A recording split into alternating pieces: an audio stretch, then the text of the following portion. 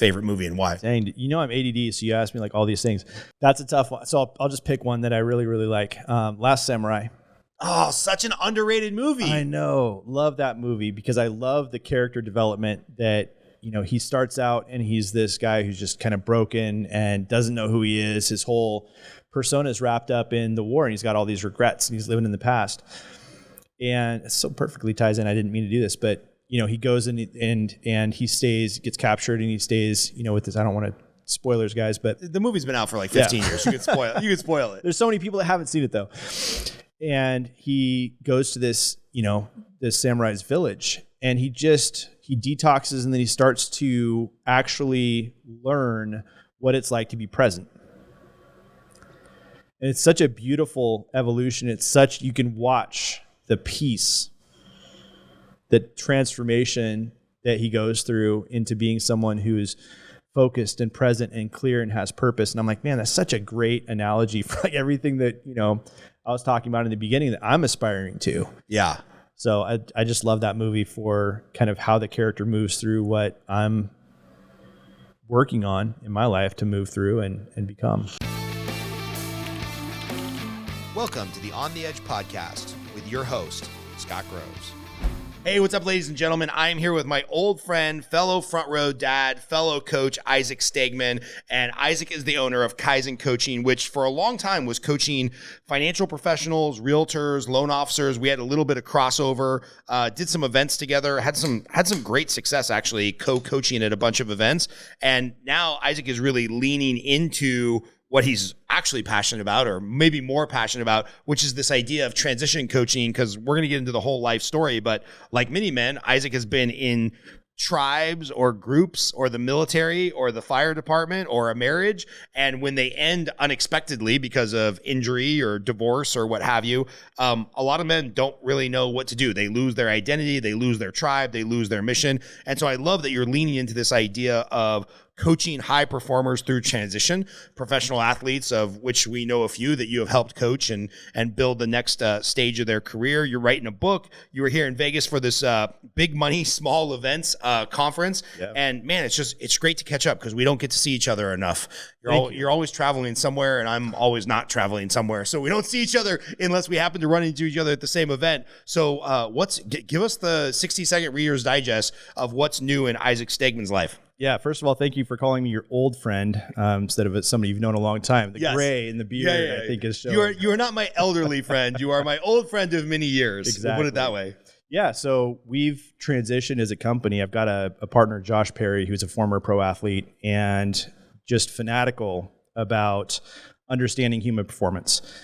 And so we'd been working together for quite a while on other projects, and I'd referred him a lot of business. And then naturally, the conversation evolved into, okay, so this isn't just about coaching professional real estate agents, loan officers. This is about coaching people who are in transition points of their life or inflection points in their life. And that was where a lot of them were coming to me. And so what we did was collaborate to start coaching more executives, more professionals that were out of the real estate mortgage industry. And a further evolution of that was transitions for those people. And what we found through my own life, background, I was in the military, Cutco first, and then decided to go in the military. So that was a big transition. Yeah, just a little bit. Yeah. And from then door-to-door sales to boot camp. Yes, Go. Exactly. And then from there, jumped out of airplanes for a while, did all that stuff. And then from there, I left that and again, really felt this loss of a sense of community, felt a loss of my identity because I didn't know who I was at that point. You can't jump out of airplanes and shoot at people anymore, in the civilian life, or people get upset. Not yet. It may be coming. And so, from there I went on and I built another business, and then I became a professional firefighter. And, 3.5 years in, I got a catastrophic back injury at a fire and medically retired. And all of a sudden my life was quote unquote over. Again, that life was over. Yeah. And I'd moved to a different chapter and didn't know what I was going to do from there because again, I'd built a whole new community, a whole new identity, a whole new group of people, and a whole new purpose. And all of a sudden it was gone overnight. And you know what's crazy about that? And I hadn't really thought about that until you're expressing what happened right now. There's a lot of jobs where you can see a path to change in 2 years, 5 years, 10 years, whatever. Even if you're building a company, you're like, okay, I'm gonna build it, I'm gonna sell it. But like when you're a fireman, once you get out of the academy, you're like, cool, man. This is what I'm going to be doing for the next 25 to 30. Yeah. Like I found my place, I found my spot, I found my tribe. And you're like, you're just getting warmed up. And they're like, oh no, sorry, we're going to go ahead and wreck your C7 through C9 or whatever the hell happened to your back. I never thought about how damaging that must have been to your psyche, where you're like, I've got the next 20 years, 30 years planned out. And they're like, no, not so much. That wasn't like I was a business owner and then I decided to be a different kind of business owner. It was like I had the big red truck. My kids all had the little fire hats and all that stuff. And that's who you were. And that's your group of people. And so at the end of that, you're kind of left wondering, all right, well, what's my purpose now? And what do I really want to go through all of that again to be so invested? Because it was 3-year apprenticeship. Most fire departments do a 1-year probation. Ours was 3-year apprenticeship. And within 6 months after that was when I got hurt at a fire. And so it was like, I went through all of that. I'm like, finally I arrived, dreams crashed. And literally it's on to what's next. Who am I? What do I want to do next? And that was when I met Jeff Latham, which is one of the ways that we know each other. Yeah. And you know what's interesting is like, when you said that you're moving more into transition coaching, that completely like aligned and lit me up for you. Because what I would tell people when they're coming to me for coaching, and they're like, hey, I'm thinking about you, I'm thinking about Kaizen. I'm like, oh, super easy choice. If you're trying to grow from 100 to 200 or 200 to 500, like I'm probably your guy. Do, lead generation, more work, more hustle, more tactics, more tips. If you're having an existential crisis, or if you're thinking about how do I transition out of this business and hand this off to my right-hand lady, or if you're thinking about, hey, I'm a 2-man team, I want to go to a 20-man team and be a mega branch, or I want to go from loan officer to producing branch manager. Like if you're in this inflection point in your career, you got to work with Isaac. Like that's not my jam. I'm not going to help you be a better next thing. I'm going to help you be like a better this thing. Yeah. And so, there's a lot of people who I would probably make fun of for transitioning, and you're not one of them, because like that makes so much sense to me that aligns with like your life story, what you're good at.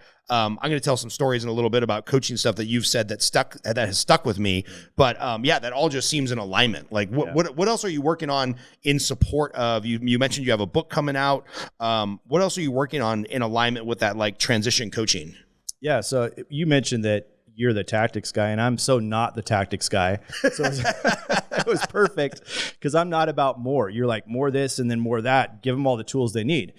And where I was getting a lot of my clients was from a different coaching company, not to be named, who people came to me because they were so successful that their life was falling apart, and they felt like they were overwhelmed, drowning in their business, couldn't get off the hamster wheel that they were running 100 miles an hour on, and couldn't stop for a second, otherwise everything would fall apart. And so a lot of my philosophy from the beginning at that point was less. Less is more. Do less things better. Essentialism is a book that I probably read 10 or 12 times. Such a great book. It's that same philosophy of don't stop doing more. This is not about addition. Most people already have more tactics, more strategies, in some cases more team members than they need. And what they need is just to utilize what they have better in a more aligned way and have some synchronicity between all of that and have congruency. And so the same philosophy carries over is when people are in this transition, in a lot of cases, they're feeling super overwhelmed. Mm-hmm. They're feeling like they don't know what's next. They have no sense of focus or direction or clarity. And that's the same process that I would take people through that would come to me saying, I've got these 100 lead generation things that I'm doing and all these different, tactics, and none of it's working. Well, that's because you're doing 1% of everything. Right. What you need to do is just step back for a minute, look at what you've got, discard anything that doesn't align perfectly with where you're headed and who you are, and do that the best you can. I heard that there's this, I'll probably butcher the quote, but it was explaining what really elegance was. And it said the least number of pieces necessary for the intended result. So it's like elegance is, you think about something that's minimalist but beautiful. You think about something that's functional but doesn't have 1,000 moving pieces. And that was what, I was working with people to create, was what does elegance look like in your business? How can you make this the least number of moving pieces necessary to function the way that you want it to function to serve you, who you are, what your purpose is? I love that. And why do you think specifically in sales there's like this scarcity mindset around chiseling away, right? And I'll tell you a funny story from this weekend. We had our coaching group out here, and there was one coaching client. She would not mind me using her name, Melissa. Shout out to Melissa. And she was saying, like, I have this dilemma. I'm paying $200 a month for this piece of software that I have 400 enrolled realtors in. Only 8 of them use it. I hate the software. It doesn't look good. It produces these flyers that nobody gives a shit about, but I just keep paying for it because like I don't want to cancel the service and have them email 400 realtors that I'm no longer using it. And I'm like, well, why do you care? The 392 of them aren't using it. Yeah, but what if they get the wrong idea that I've left the business and I'm canceling things because I'm broke, and then I don't put up this appearance of like being successful? And I'm like, holy shit. I mean, I've been there, but like seeing somebody else talk themselves through spending $200 or $300 a month for the rest of their life in perpetuity for something that they know doesn't work or doesn't do shit. There's just this weird scarcity mindset around like cutting away and chiseling away at the stuff and making it more elegant. And I'm not smart enough to know why salespeople fall into that trap. Maybe you, because you have the 30,000 foot view and you're not like in the muck every day. Why are we stupid? Why are salespeople like me just moronic about this shit? It's not stupid. It's in a lot of cases, it's fear. A lot of salespeople come from backgrounds where they're trying to prove something because of something that happened back in their childhood, right? They felt like they weren't good enough at some point, or they needed to prove something to someone. And high-level entrepreneurs too.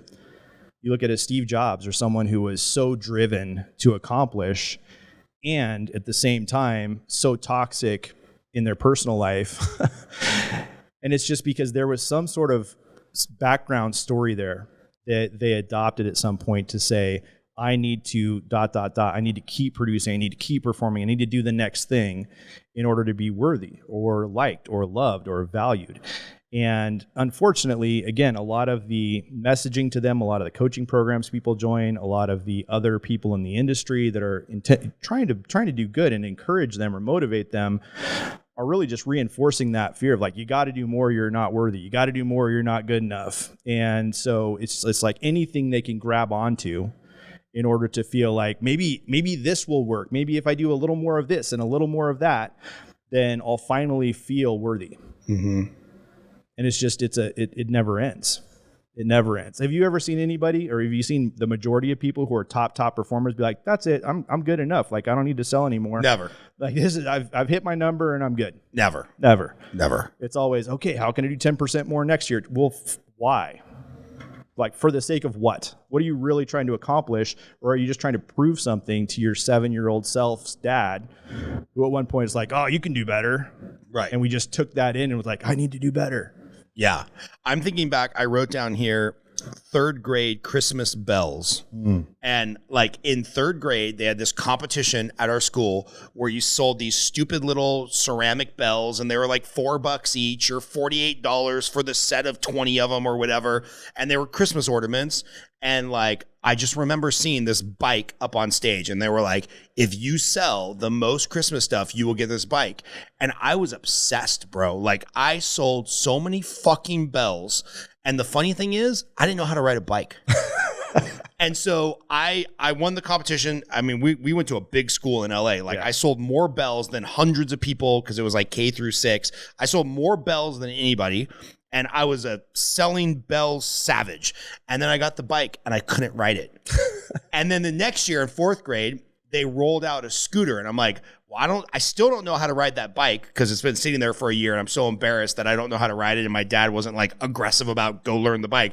I'm like, but if I ride that scooter and I can kick myself, maybe I can learn balance on the scooter, and then I can turn around and know how to ride the bike. And I sold more fucking bells in 4th grade to win the scooter. And then finally I did get like my balance good enough on the scooter. And I felt so accomplished from that. Like, I mean, how old are you in 3rd grade? Like 9?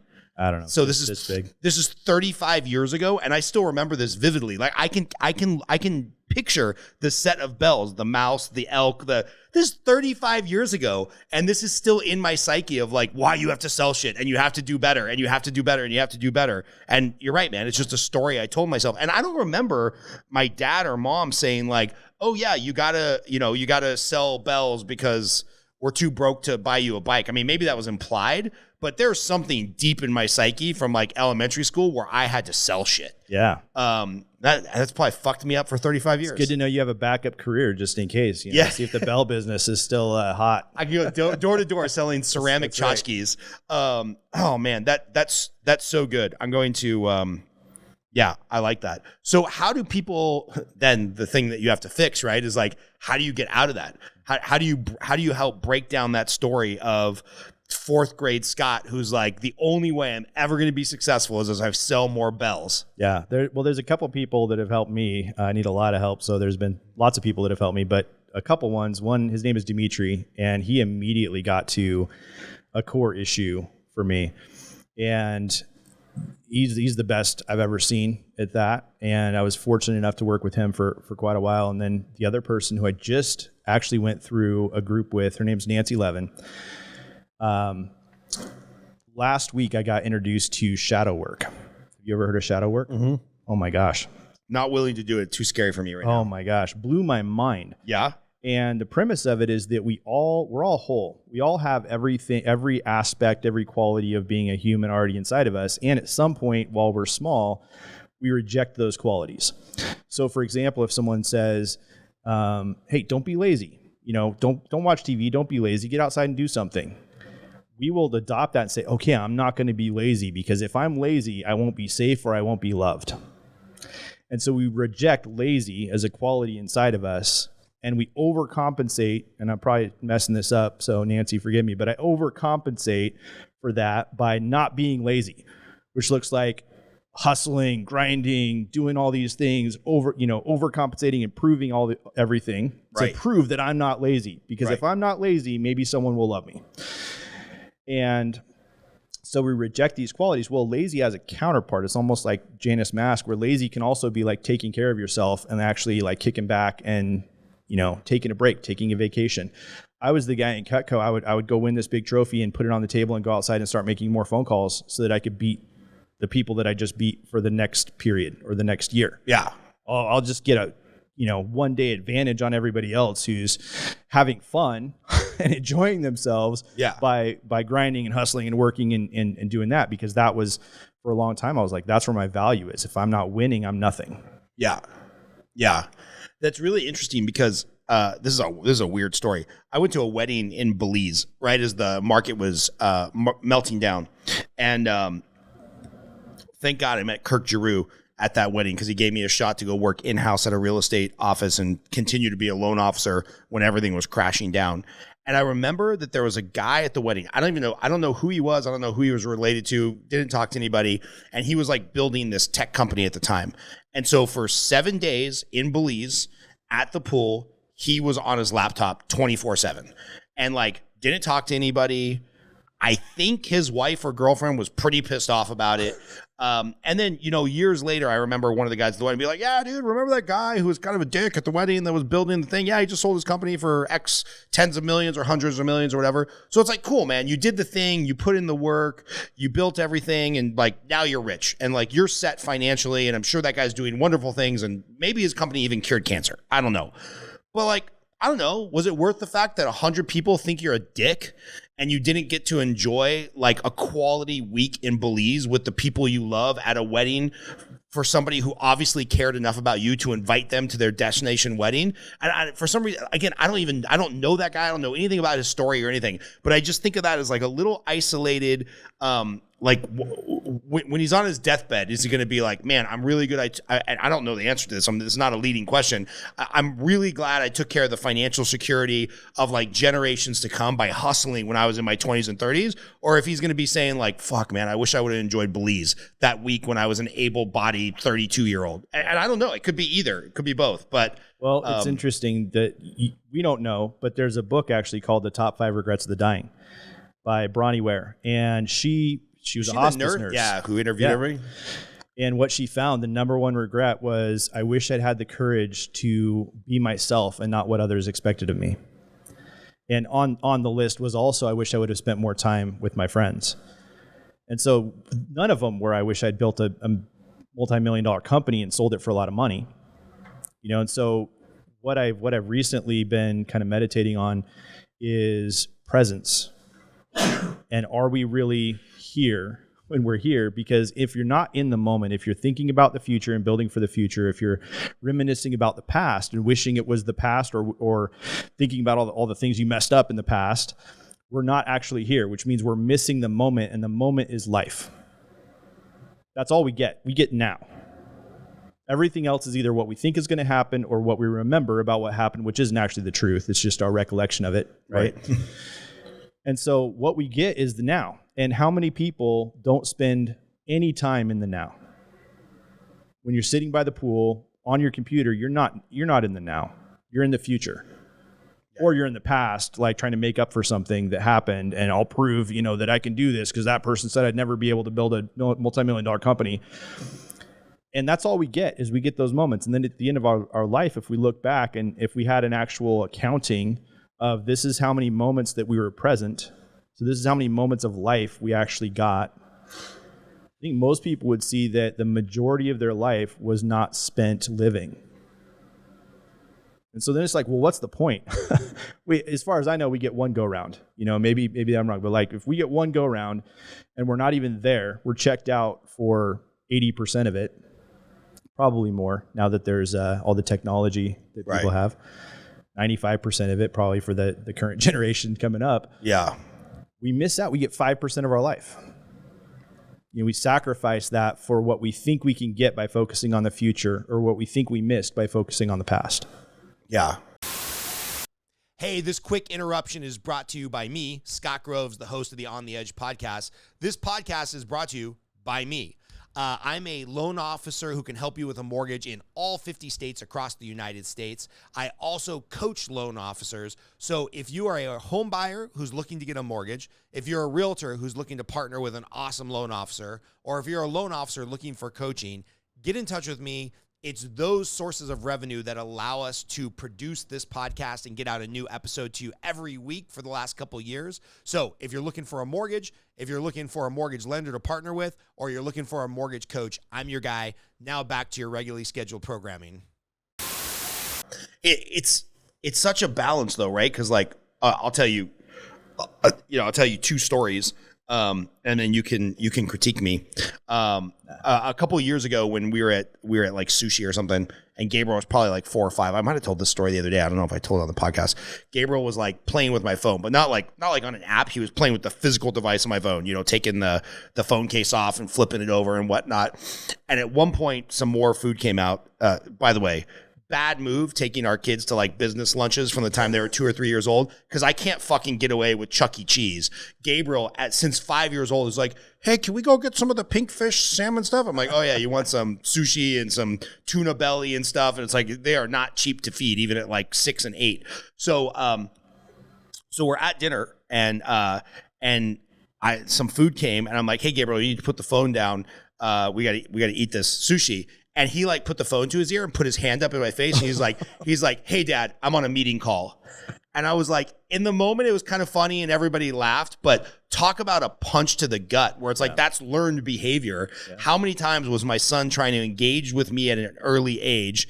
And he has it in his mind that like, when I want to do what I'm doing, I put my hand up and I'm like, hey son, I'm in a meeting call, right? So like, that's just a dick punch and a half. Mm-hmm. That's the one story I tell myself where it's like, oh no, man, I got to do better. I got to be more present with the kid, And I know, because I work really hard, my kid's going to have way more opportunity than I did. He's not going to have to live in Palmdale and then leave for the Army the day after graduation because his parents didn't know or didn't have the finances to send him to college or send him to trade school or even really give him any guidance, because I was born when my parents were so young. They're great people. They were super hardworking people. They did everything they could, but I was born when they were like 19 and 20. They didn't know what the fuck they were doing. Yeah. So it's like I'm telling myself these two competing stories of like, screw it all, be more present. Don't put your phone up or your hand up and tell your son you're on meeting calls or webinars or taking an application from a client. And then the other story I'm telling myself is like, dude, my kid's going to crush it because of the opportunities we're creating because of how how successful we can be.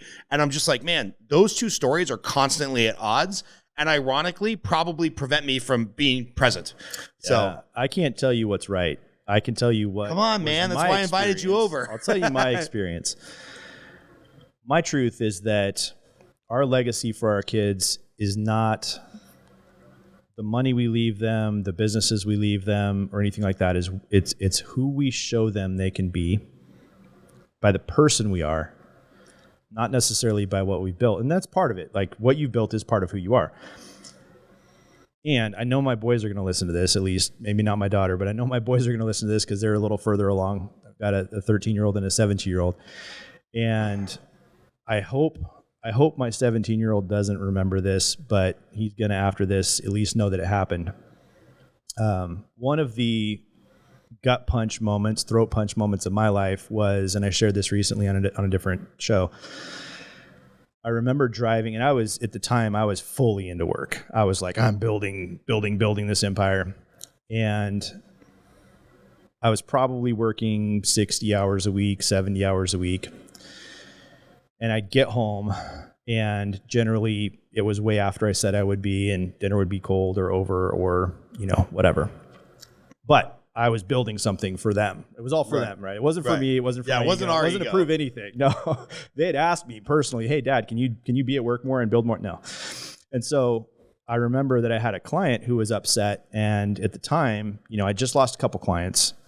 And I was like, oh man, I can't like, this is damaging my ego now, and it's damaging my business. And so I'm driving home. I'm trying to get this client to stay. I pull in my driveway, and I was at least an hour late.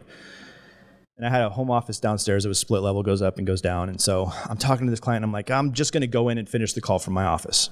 And so I walk up to the door, and I open the door, and my oldest son is sitting there, and he'd just done, they were homeschooled at the time, so he had just done, some project. And he was super excited to show me. And I gave him the finger. And it wasn't the middle finger, it was this finger. The one minute. The worst finger. The worst finger. It was just a second finger, but here's how I now look at that finger. It's the you're not important finger. Yeah. Totally. It's the you're not a priority. Know your place in the hierarchy of my life. And whoever's on the other end of this phone call is more important than you. So you're going to have to wait so that I can deal with them. And I walked downstairs and I finished my call, and I actually ended up, keeping the client. So I was happy, but I was thinking about it later and I felt really bad. And if you look on the other side of the door, and you can imagine this kid, probably 7 at the time, maybe, I don't know. And you're working all day on this project at homeschool and so excited to show Dad because you want to make Dad proud. And you go down and you sit on the stairs waiting for Dad, and you finally hear his, vehicle come in, and you hear him coming up the stairs. You're so excited, and then opens the door and you get the finger. And we don't do this enough, I think, but now putting myself in his place and trying to understand and have the empathy for what must he have been telling himself and about me in that moment. Dad's really important and I'm not. Or Dad's just an asshole. Right. Again. Right. Again. The best case scenario is Dad's super important and I'm not. Yeah. Yeah. And that wasn't the first or last time that happened, unfortunately. But I wish I would have known then what I know now about the impact that our behavior has on our kids. Mm-hmm. What we say to them, how we treat them, how we model things for them. And if I give my son the legacy that he's got something to prove because he's not good enough to even get Dad's attention away from a work call, I would rather give him the legacy of self-worth and confidence and connection so that he can pass that on to his kids than build any kind of work empire. Mm-hmm.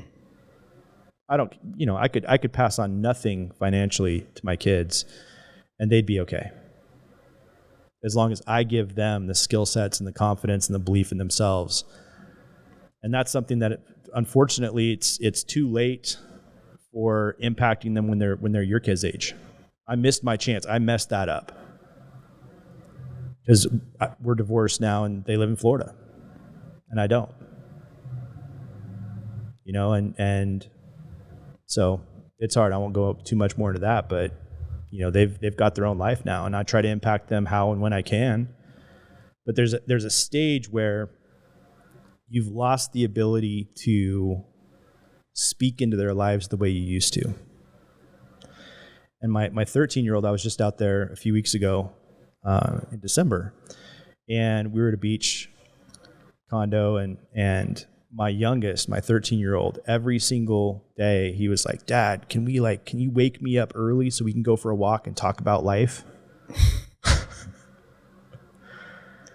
And I'm like, why did I not do this for the first 13 years? Right. Because they were some of the most amazing conversations. And he was asking me brilliant questions, and he was listening, and it was engaged. And I was like, man, I wish I would have gotten 13 more years of this, or one more year of this, or one more month of this. And so I'm doing what I can now to impact them. But it's I can't have the cumulative impact on them that I could have had. All I can do is what I can going forward. Right.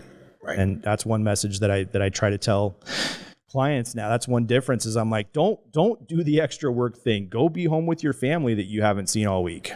Right. Take the extra trip. Don't worry about the, not hitting your call number for the week.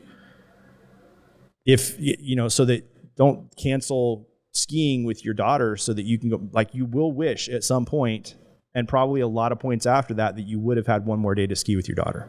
Yeah. Yeah. I feel like there's always more lessons to learn about this, especially as it pertains to family. And what's crazy is, we'll just go into the story. I had a girlfriend in my early 20s who I'm just embarrassed of the way that I treated her. Her name is Liz, if by chance she ever listens to this podcast. Sorry, Liz. Sorry, Liz.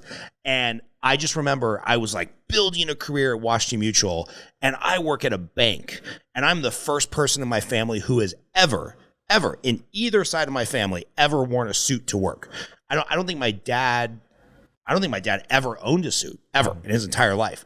And it's like, I'm fucking doing something. So like 2 or 3 years in a row, I missed her birthday because I got to work late.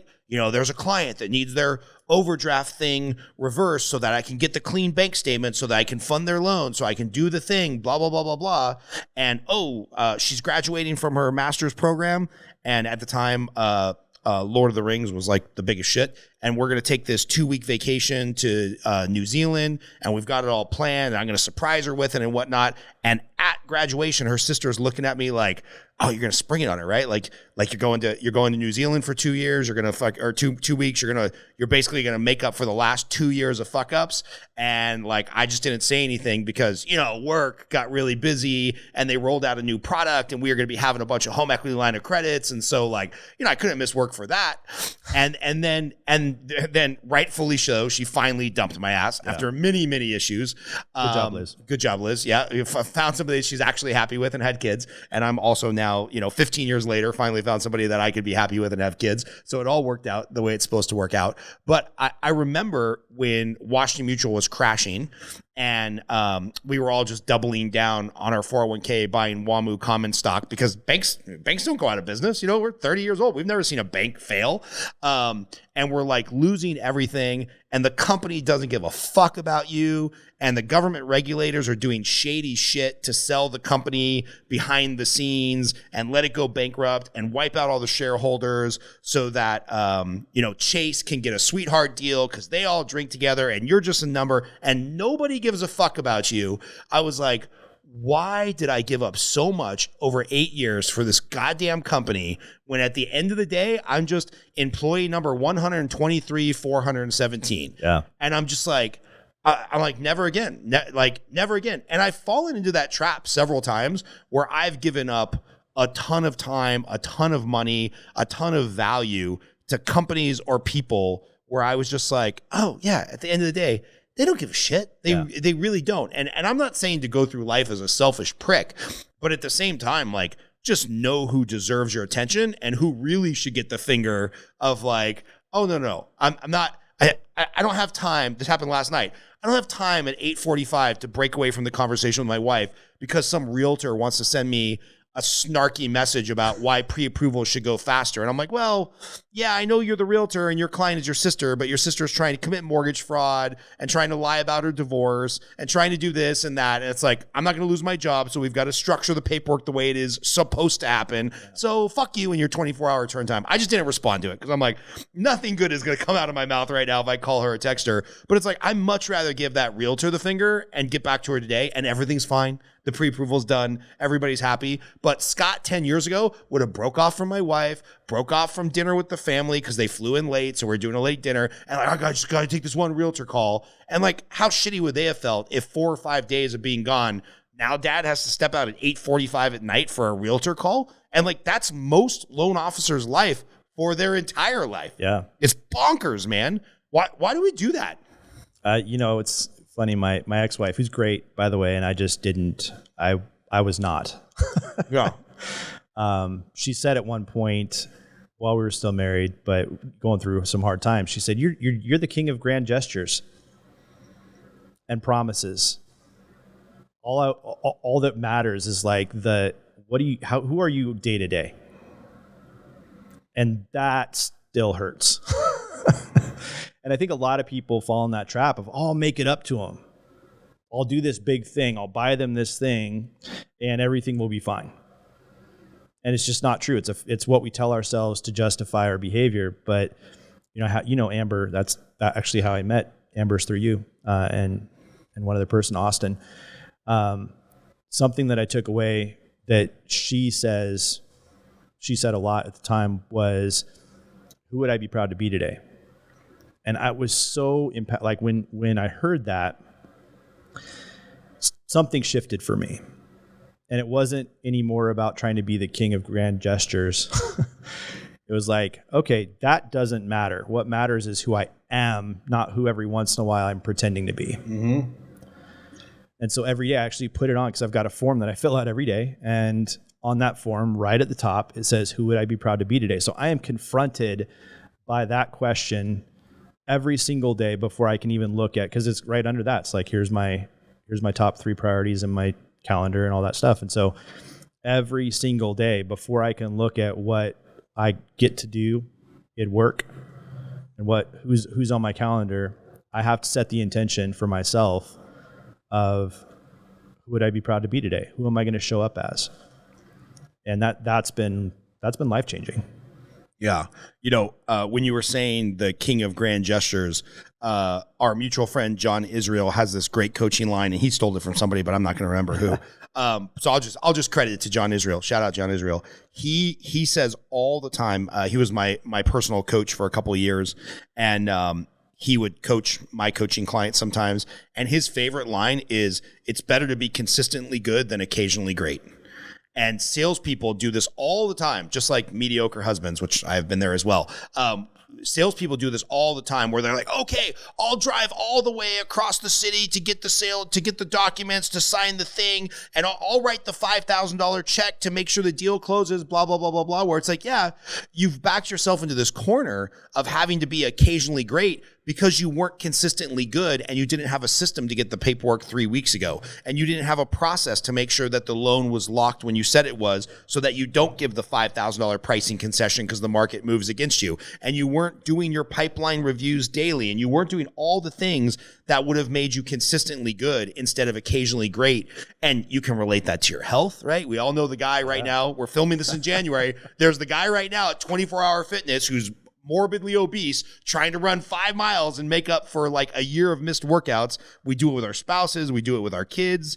The famous term, the Disneyland dad, for the divorced dad that like can never be there. But don't worry, we're going to go to Disneyland next quarter. Yeah. Q2 2024, we'll do Disneyland. And it's like, that quote has resonated with me. And like, I don't know, hopefully that will go on my tombstone. Scott Groves, he was consistently good instead of occasionally great.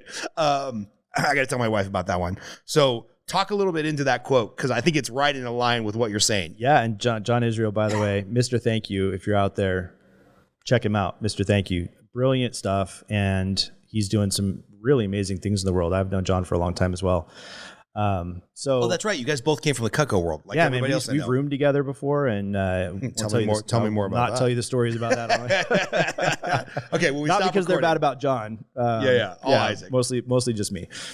So consistency is who you are. The infrequent inflection points in your life where crisis hits and you have to be someone else out of desperation is not who you are. Right? It's how we show up on a daily basis. And that's why, you're a systems guy. And I love that about you is I've talked about the systems that you put in place and recommended people to you. I'm like, you need systems. You need Scott. And a lot of times sometimes people are naturally wired that way. And in a lot of cases they're not. Right. And so when who you are is not congruent with the outcome that you want to have, you can't fall back on personality. And a lot of people get to a certain place in mortgage or real estate, especially because of personality. They can just talk their way into anything or out of anything, which sometimes gets them in trouble as well. Or they're so charismatic that people want to work with them, but they have high churn rate from clients. They have high churn rate on their team because they're consistently inconsistent. By the way, more proof that we filmed this at my house in the garage. Some alarm was just going off. So if you guys heard a car being stolen in the background, yes, my Tesla is now gone, but that's okay. This is a better conversation than saving my car or my truck. Yeah, you're fine. And so, when people are looking at themselves, though, we're like our own harshest critic, but are also our own biggest excuse maker. Right.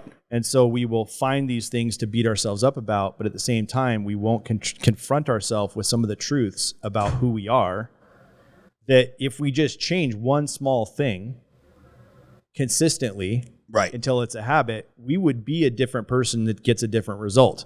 Instead, we try to find some big mitigating thing we can do to cover up. We need the hack. Who we really are. We need the big hack. Yeah, give me the hack, or give me the nugget. That's going to change my life, right?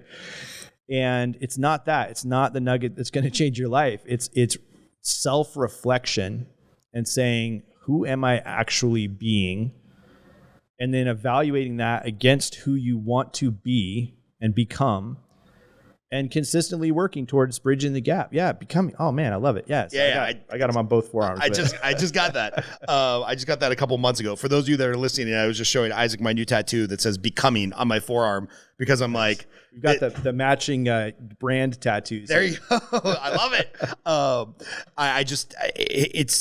going to give you a new line that you're going to love. Perfect. I was at a Hermosi event, Alex Hermosi, and he said, dude, all you guys are here for business coaching, and we interview new businesses to take on an equity partner. He's like, they think that we're going to be the silver bullet. And I have to let him know, in business and in life, there is no silver bullet. There's 1,000 golden BBs. He's like, we're not going to find the one thing, but my team is going to find the 1,000 little inefficiencies that's going to grow your enterprise value from 10 million to 20 million. And that's how we're going to exit. And you're going to make an extra 7 million. And I'm going to make 3 million for doing nothing other than firing 1,000 golden BBs at you for all these micro improvements that we're going to consistently put in place. There is no silver bullet. They're like, you're the owner. If there was a silver bullet, you would have fucking found it. Yeah. I need to be here from 30,000 feet with my COO and my Facebook ads guy and all this stuff. And we're going to find the 1,000 little golden BBs that are going to make your business. And I'm like, how genius, one, because it's true. And two, what a great way to like level set and set expectations of like, hey, I might be this big internet personality, but I'm not going to give you the one thing. I'm going to give you all the little things, and we're going to drip it out. And it's going to be a 2-year journey to improvement. So he's like already setting the table for not having to show up with the big grand idea on day one. I was like, there's a reason this guy's worth $100 million. And if you're listening and you don't have a business that yet is at the point where Hormozi is going to come in and partner with you, Nick Sonnenberg wrote a book called Come Up for Air. And in you should see the testimonials on this thing. It's like Tony Robbins and people like that who say, Nick's brilliant. And what his magic is, at least through this, is he's very good at finding all of the little micro efficiencies and then showing people how additively those can be a huge net positive. Right. But they're not, change your whole model and it's, this new CRM is going to be your savior. All you need to do is like buy the CRM. You don't even have to put anything in it. Just buy this new CRM and all of a sudden your business is going to double. It's managing the little things well and purposefully and consistently and valuing your time, valuing that 1 minute 100 times a week. And just changing the behavior or the system and the structure to improve in that way. And that's where the massive gains over time. It's not like one big event. It's these micro events that over time compound into big changes. Mm-hmm. So, you know what's funny is that this seems so, raising little kids that are 6 and about to turn 8.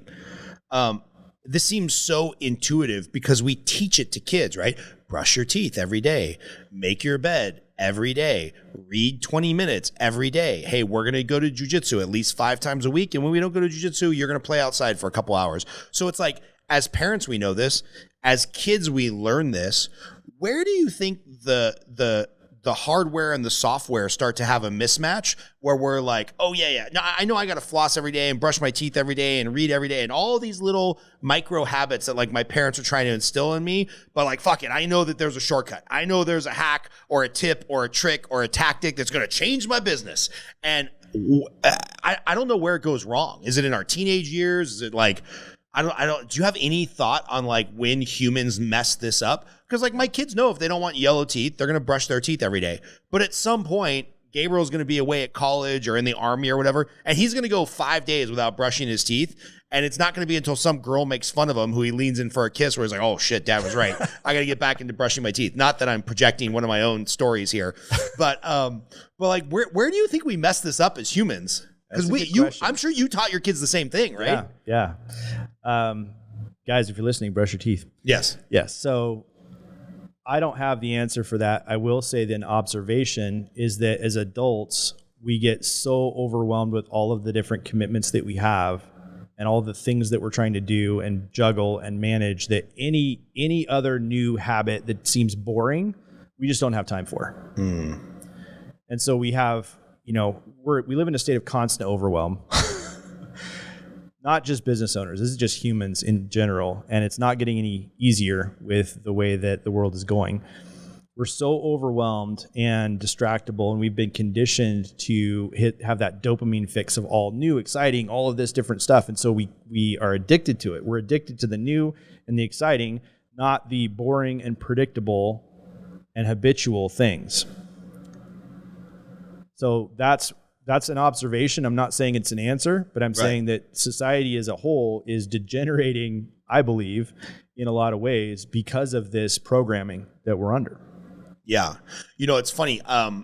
We've shifted the On the Edge podcast just because money is not as plentiful, as you may know, in 2024 as it was in 2020 and 2021, 2022 when we started this, because just mortgages are hard to come by. The rates are higher. So, we made a strategic decision that like, hey, in the podcast this year, the podcast has to support all the other things, coaching and mortgage. So I need to feel authentic about sending out this interview with Isaac Stegman to my 15,000 clients, realtors, loan officer database. So I can't really interview OnlyFans girls anymore or go crazy talking to libertarians about I won't politics. talk about my OnlyFans page. Okay, perfect. You have great looking feet. So when we did that, there was a strategic vision. But prior to that, people would be like, oh, why are you doing this variety show podcast? You want to be the next Joe Rogan? I'm like, well, yes, that would be nice. But I don't have any expectation. But Joe Rogan said something on his show many times that did influence me to want to start a podcast, where he has said, I am so overwhelmed and there's so much like input all the time. Instagram, Twitter, pop-ups, Amazon deliveries. He's like, the only time I get to just relax and be present and have a good conversation with somebody is on the podcast, because we turn off the phones. We don't have the distractions. My computer's not in here. My phone's not in here. My kids know not to come in the room. My wife took them to jiu-jitsu. It's like the only time I have where I can be like eye to eye, really zoned in, and is on a podcast. And when he said that, I'm like, yeah, man, when I'm at a cigar lounge and I happen to put my phone down and happen to get into a really deep hour or 2 hour conversation with somebody, that like really fills my cup. Yeah. I'm like, so why not just bring these conversations into a recording and put them out there and see if anybody else is interested. So yeah, it totally makes sense that we're so overwhelmed. We're looking for the shortcut or the hack or the thing or the whatever. So I want to move on and talk about your book. Tell us about the book that you're writing, or I don't know if it's written and it's about to come out. Where are you at in that? It's in progress. So again, this was maybe 3 years ago, and coming back to Amber, at the time we were having a conversation, and the conversation was around, all right, well, what legacy do you want to leave the world, and what do you think the world needs more of? And I said, courage. I think, Brene Brown's got brave and there's all these other things. And I was like, I think courage, because that's where real change has to start, is we have to find the courage to break outside of who we are being and who we think other people want us to be. And been there. Yeah, we've all been there. And she asked me, she said, what do you think that looks like? And I said, I think it looks like just taking off the mask. And I think we all wear this mask that we've carefully curated and painted and said, oh, this is what I want people to think I am. We do that from when we're really little, right? It's to get acceptance, to be in the cool kids club, to not be shamed, to not be, an outcast or unpopular. And so we have this learned behavior of trying to be whatever we think people want us to be, so that we'll get the thing we don't think we have: love, acceptance, safety. And that conversation kind of unfolded, and I really sat with it. And I think one of the follow-up questions was, what does that look like, for people? Like, how do you start with that? And so the culmination of that, where I got to eventually, was that, we're all wearing this mask. We're afraid to admit it to ourselves, even, that we have a mask on, because, oh my God, what's underneath? And so I think the starting point is just the courage to take off the mask and see ourselves for who we really are. I think a lot of people are scared to death, like, oh, what if I don't even like myself? What if I don't like what I see? What if I'm this? What if I've been pretending to be this and I'm not? What does that mean about my life? And so the starting point is just being real. It's being real and authentic with ourselves first. And once we've done that, because we can't do anything past that until we're real with ourselves. You can't be authentic with someone else when you're not being authentic with yourself. And so just taking off the mask and seeing who we really are and confronting that self and then accepting it. So it goes back to the shadow work. And I didn't even realize this, again, until maybe a week ago, was we've rejected all of these things about ourselves that we've told ourselves are not okay. It's not okay that I be lazy. It's not okay that I be soft. It's not okay that I be, for guys, it's not okay that I be vulnerable, right, or emotional, right, or whatever. Because somebody, when we were kids, said, don't be a bitch. Man up, don't cry. Get back on the field. Yeah, men don't cry. Yeah. Yeah. Right? And so we're like, oh, men don't cry. Okay, well, if I want to be seen as a man, then I have to reject that part of myself. So I'm just going to put that away in a box somewhere. I'm going to mask it up, and I'm going to cover that up and pretend that doesn't exist. And so confronting all of who we are is the starting place for then creating this life that's authentic. I think, one of the challenges, I've talked to so many people who they're like, I just don't feel loved. And I think most of that actually comes from that inauthenticity, because if we're wearing a mask, if we know that who we're being is not real, deep down inside, we know that who they're loving is not us. They don't love me. They love my mask. They love who I'm pretending to be. Right. And the the implication of that is, if I ever took off the mask, they wouldn't love me, because they fell in love with this thing. So I have to keep being this thing that I've been pretending to be. And it's almost like that. Once you tell a lie, then it just spirals from there. It's like, okay, then you got this other lie and this other lie, and you got to cover that one up with this one. And then you get confused, and now you're like, oh shoot, So we end up with this spider web of things. I think our personalities are partly like that. We get away from the purity of self because we have to try to remember all of these things that we're supposed to be, instead of just being and letting that be okay. And so, like I said, one of the results is that we end up having to pretend to be this thing. And we're like, well, if they love me, they actually don't really love me. They love who I'm pretending to be. So if I'm ever actually real with that person, they will reject me, or they will abandon me, or I won't be safe, or I won't be loved. All of whatever the core wound is that we have, we manifest that into the relationship, and then we're just not ourselves. And we operate out of fear. And that's where a lot of the toxic behavior comes from. The avoidant and the attached, and all of these different behavior patterns are coming from this fear that if I'm real, this person's not going to love me. They're not going to accept me. They're going to reject me. They're going to do all these things. And so that's step one is like, just take off the mask. Just be okay looking at who you are. It's hard, man. Loving that. It's hard. Yeah. Because I'm not Scott. I'm Scott, the loan officer. Yeah. Or I'm Scott the coach. Dad. Or I'm Scott the guy who cusses and smokes cigars. It's like, if all of a sudden I was like, cigars are really bad for you, I'm not going to smoke those, and I'm going to join the Church of Latter-day Saints down the street, so I'm not going to smoke, drink iced tea, or cuss because that's more authentically me. People would be so confused. Yeah. And I would be terrified to lose all my cigar smoking buddies and all my drinking buddies and all my, ex-military buddies that like to get together and swear worse than anybody you've ever heard anybody swear. Like, it's super scary if like you're trying to make a transition or be authentically you, like leaving behind the person you are. Yeah. Or let me say that, leaving behind the person that you've told people you are. Like, that's some scary shit. Yeah. So there's the courage to see yourself, and then there's the courage to be yourself. So you might realize, I actually don't like to, drink and smoke and cuss. Well, what now? Now, am I going to be who I know myself to be? And if I'm not, it's even more confronting, because now I know I've actually admitted to myself that I'm not the guy who does this, this, and this.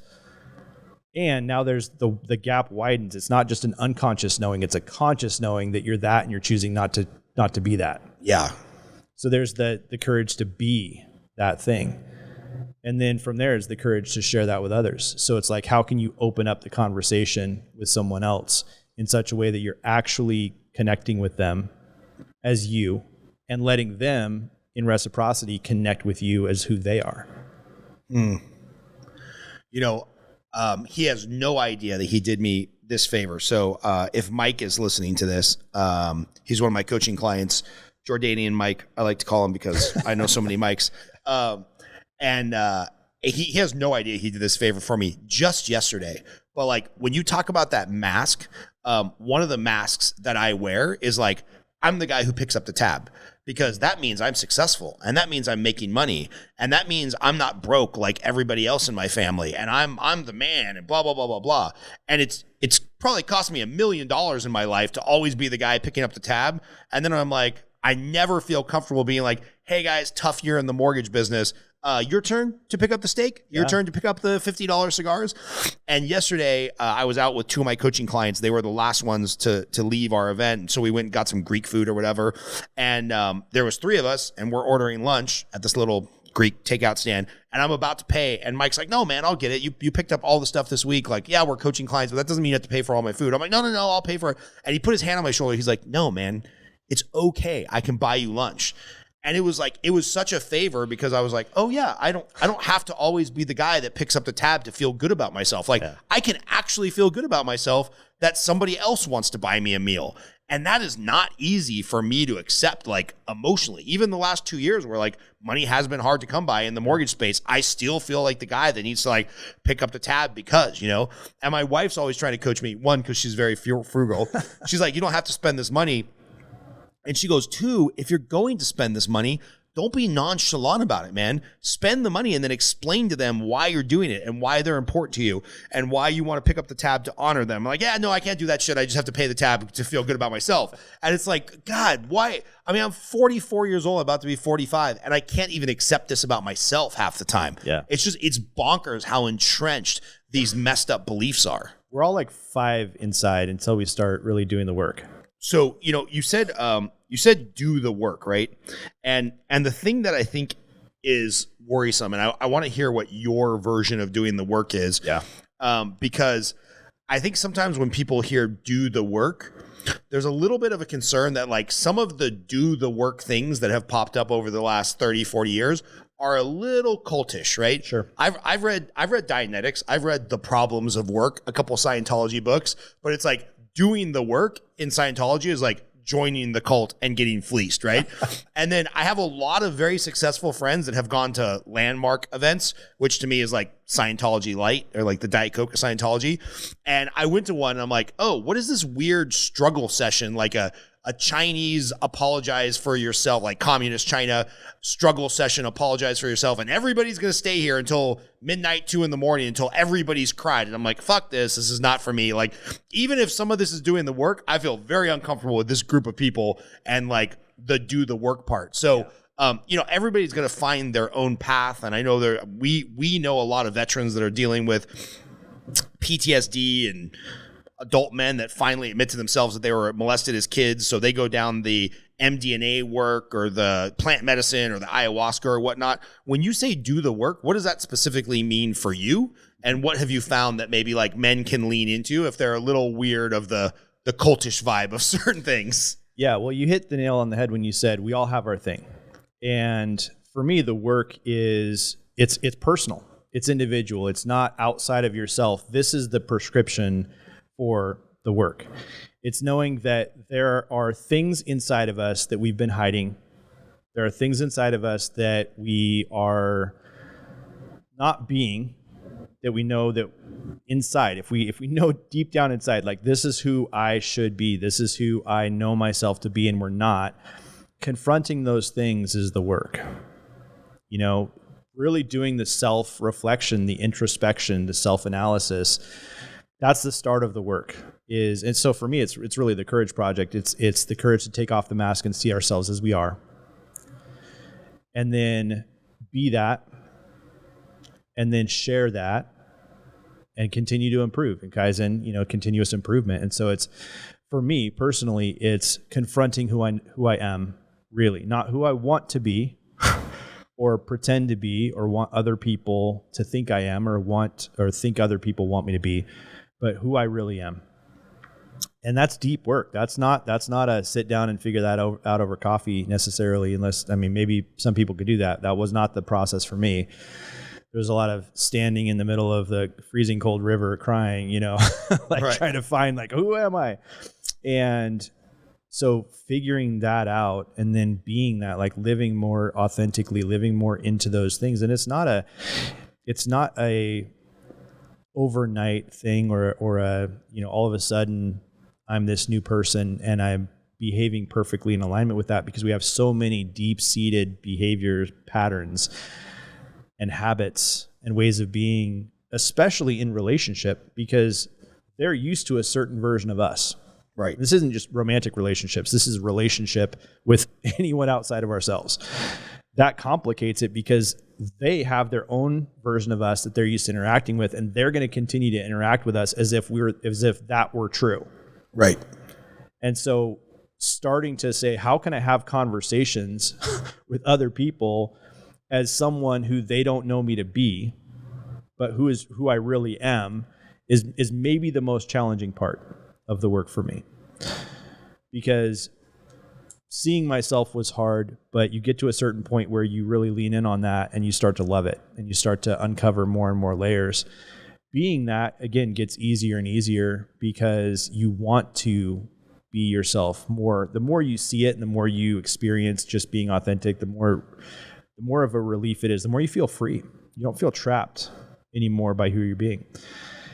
The hardest part is in the dynamic of relationship, especially with anybody else who's not doing their own work. Mm-hmm. Because you've got a mask, they've got a mask. Yeah. Everybody's kind of bullshitting each other. Yeah. They will fight to keep you in your mask. They will fight to make sure you are who you pretended to be, because what that does is that validates who they're pretending to be. Because you're in a relationship with that person because whatever mask you were wearing resonated with the mask they were wearing, and oh, these masks match. We have this in common, so we'll be friends. All of a sudden you're like, I don't smoke or drink or cuss anymore, and I go to this other church. I'm a Scientologist. Right. And they're like, dude, they will fight to have you be who they thought you were. Right. Right. And, so that's the hardest part for me. The consistent improvement that I've really focused on for a long time, and that's become almost second nature, but a lot of it's just prescriptive. It's the programming, it's the leaning into habits and systems, and habit stacking was a huge part of that. Talk about that for people that don't know what habit stacking is. Yeah, absolutely. So read Atomic Habits, and that will change your life. Amazing book. Habit stacking is attaching one new habit that you want to have. So let's say you get up and you brush your teeth every morning. Well, if you want to create a habit of drinking water every morning so you hydrate, it's a lot harder to do that independently and just remember to drink water every morning. However, if you attach it to a habit that you already have. So every morning I brush my teeth and then drink a bottle of water. It's much easier because you already have a pattern in place and you're just building on the pattern. You're not trying to create this new thing. And even, let's say, lead generation. So if a lot of loan officers are listening to this, realtors, it's so much easier to scale a habit than have an inconsistent or infrequent habit. Every realtor on the planet's been on the real estate roller coaster at one point or another, or is still on that, which is lead generation's inconsistent. You end up with some deals. You start focusing more on the deals. Lead generation goes by the wayside. All of a sudden, it's an oh shit moment 3 months in where you don't have any deals.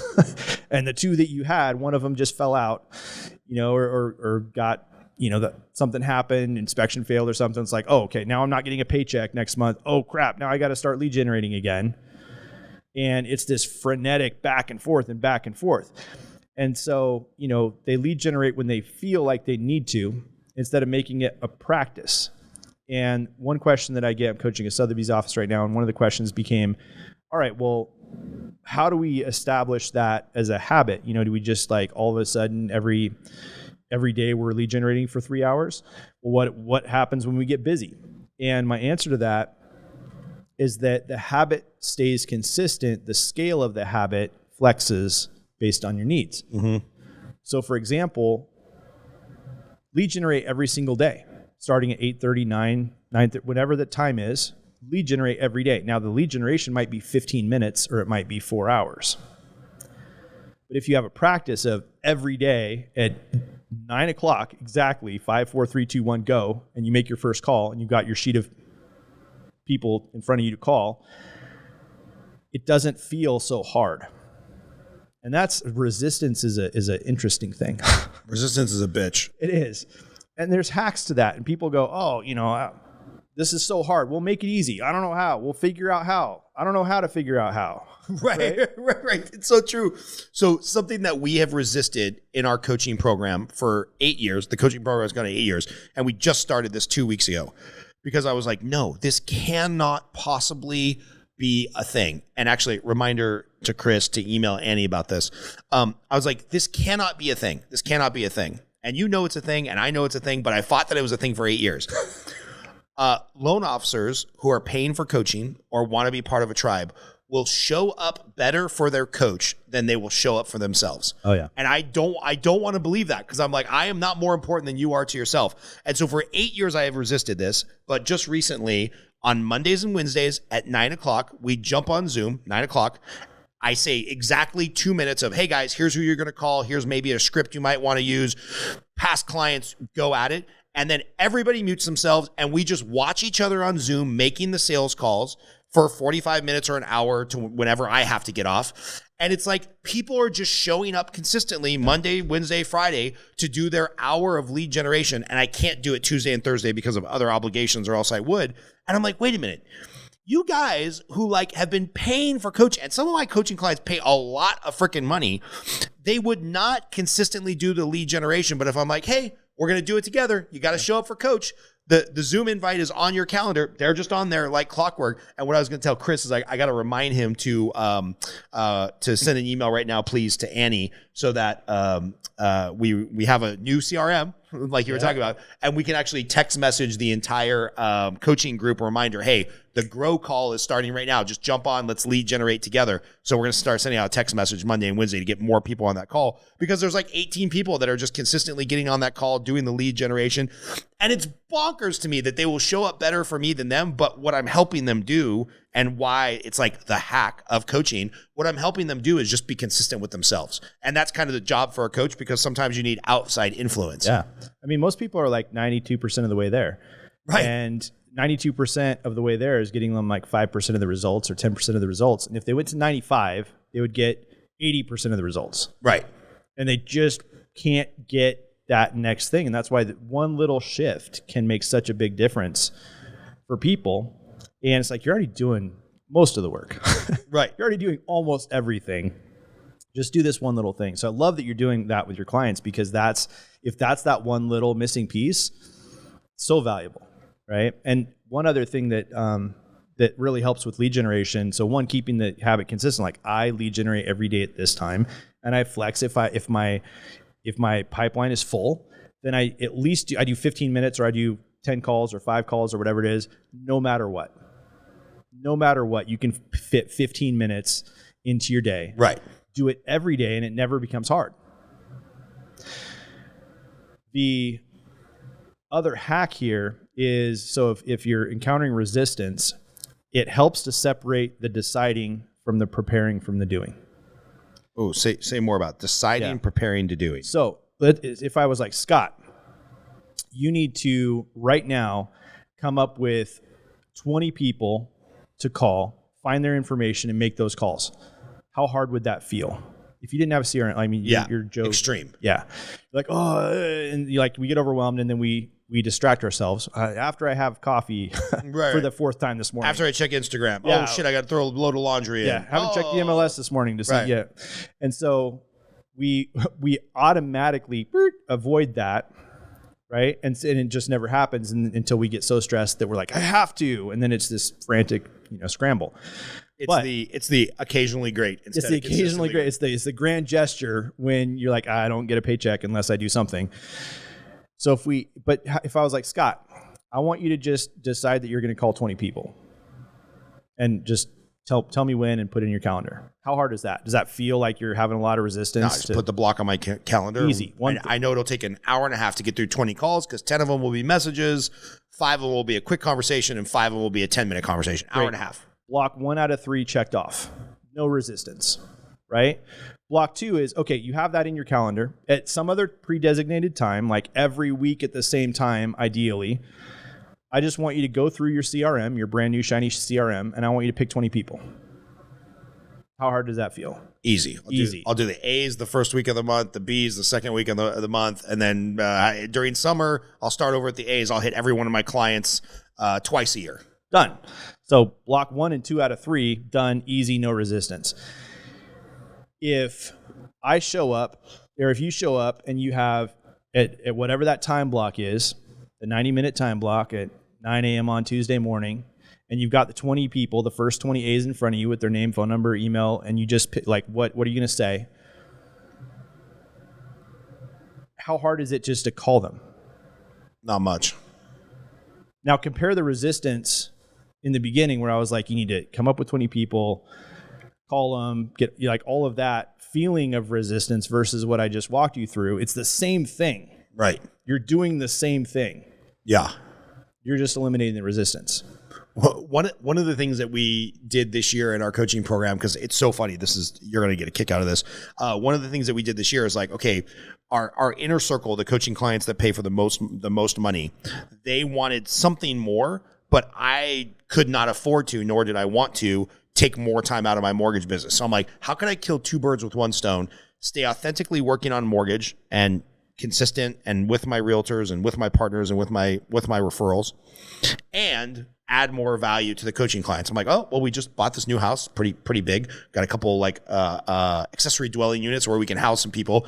Let's just do a work together. We did maybe 4 half-hour blocks of coaching over 3 days, but we're just like working together, like watch each other call and blah, blah, blah, blah.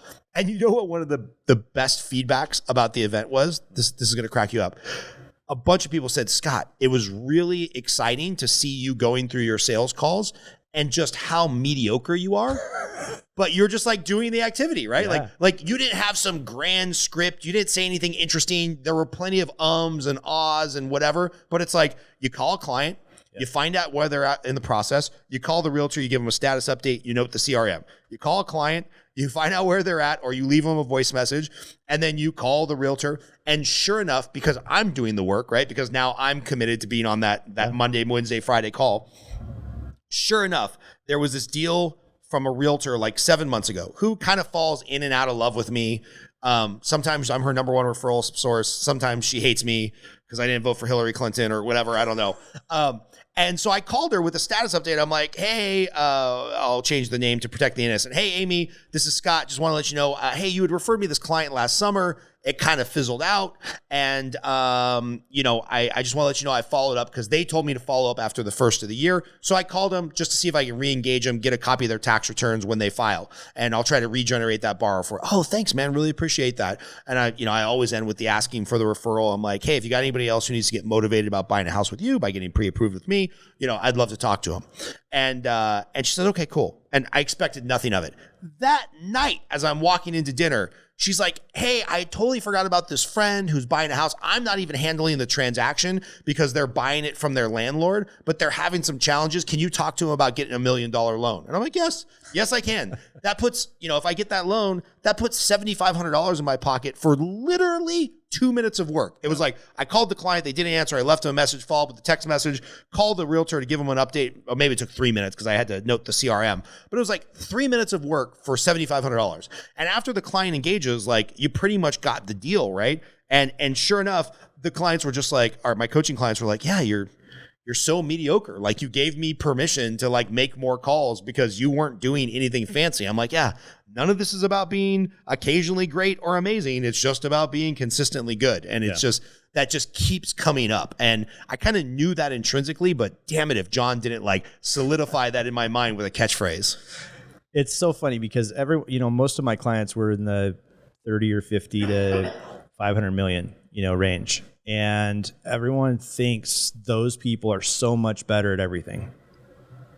Not true. Not true. They do it more consistently, or they do it in a little bit different way, or they've figured out one little thing. But this feeling that I have to be so good in order to get any kind of result paralyzes people from doing the activity. And if they don't do the activity, they never get good. Yep.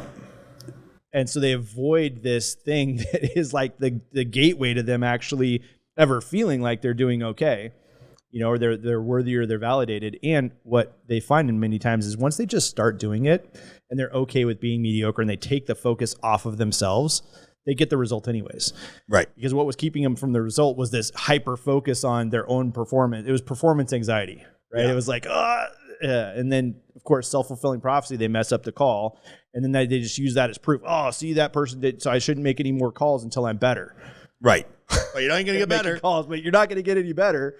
So it's this constant fight of like, I know I need to make calls, but I don't feel good enough to make calls, but I'll never get good, to the place where I feel good enough if I don't make the calls. Just do it. Just do it. Just do the deciding and the prep and the doing consistently enough until you either see that how good you are right now is good enough to get results. And by doing it, you're going to continue to get better. Yeah. It's, I'll tell you another funny story. In 2015 or something, I did like just shy of $100 million in production, which, 9 years ago when loans were smaller and there wasn't as, that was a big number then. That's a big number. And I remember I went to the mortgage mastery, or not Todd Duncan's thing, the one that they have here in Vegas, the mortgage mastermind. And I went and I had almost killed myself the year before doing like just shy of 100 million. I think I did like 99.8 million, which really pissed me off. Should have got one more loan. So hard. I know, so hard. And this guy was on stage who I knew, I won't use his name, but I really put this dude on a pedestal. He had done like 250 million. And I was like, damn, dude, like he must be so much better than me and so much smarter and blah, blah, blah, blah, blah. And he went up on stage and he gave this great talk and it was super cool. And I was like, I think I got out of this event what I need to get out of this event. I'm going to go have a drink, play some craps, go back to my room, do some journaling. So I went, got a cocktail, went to the craps table, and he was at the craps table. And it was like the middle of the day. I don't know why I was drinking and playing craps. Probably because I'm a gambling degenerate. And so I started shooting the shit with him. And I'm like, oh, this guy is like legitimately not smart. Yeah. Like we were, the box man was trying to explain to him the pass versus the don't pass line, which is a pretty easy concept once you're at the craps table. And we were shooting the shit, and I was asking him questions about his process and everything. And he just wasn't particularly bright. I could just tell. And I'm not even saying that in a rude fashion. I'm like, dude, this guy's way out kicking his coverage. And I just remember in that moment, I asked him, I'm like, oh, so you're not going to go back and participate in the event? He's like, no, I don't have any time for this shit. He's like, I'm going to play some craps. I'm going up in my room. And then I got 2 hours of realtor calls. Yeah. And I'm like, oh, yeah, that's why this guy is successful, because in Vegas, at an event where he's speaking, and I think he was coming back out on stage the next day, he's like, he's decided he doesn't need any more inputs. He doesn't need to learn from anybody else. He just needs to do the dumb shit that he knows he needs to do every day consistently.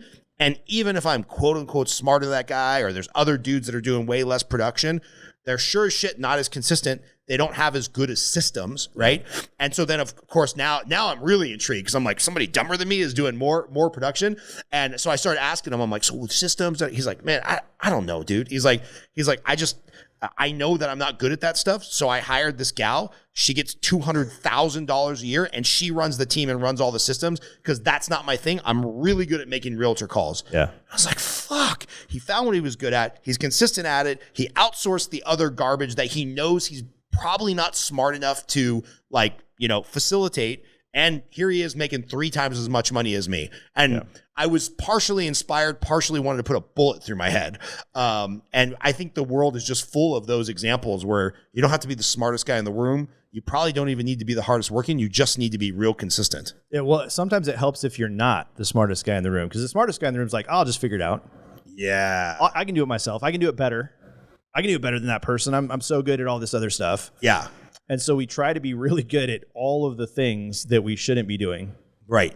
And neglect the one thing that we should be doing that we're also good at, And so it's like, it helps to be too dumb to not get in your way. Like, yeah.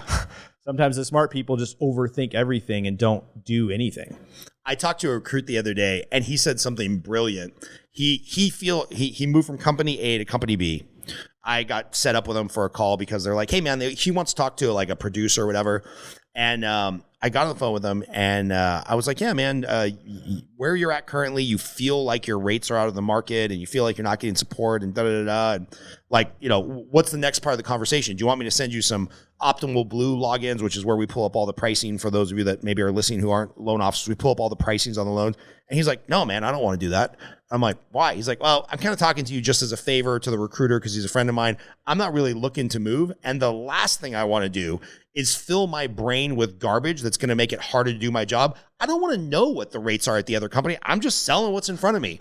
And like, if that fits the client's needs and they're comfortable and I'm delivering a service at a certain price and they're cool with it, what the fuck do I care what your rates are? Like, why would I want to be the smartest guy in the room knowing what everybody else's rates are when like I can only sell my rates? Yeah. He's like, if I ever get fed up enough to where I'm ready to move, I'll give you a call, we'll re-engage. And I'm like, that's the most brilliant thing I've ever heard. Like, that guy's protecting the shit that goes into his brain because he knows he has to just put his head down and do the work. I'm thinking of David Goggins, right? Where he's like, carry the boat, bitch. Like, you can't think too far down the road. You just got to carry the boat and get through the Navy SEAL training. And I was like, man, I told him, I'm like, hey man, I appreciate you. I'm a coach. And like, you just gave me a really good lesson for how to talk to my coaching clients about what they allow in their brain. So I think that's going to be the daily lead gen call tomorrow.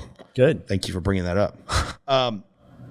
What else do you have going on, man? Because I know you are a man of many projects, and you always got something else in the fire. Like, are you learning how to fly or becoming an expert firearms instructor? I know you. You've got something else going on that we haven't talked about.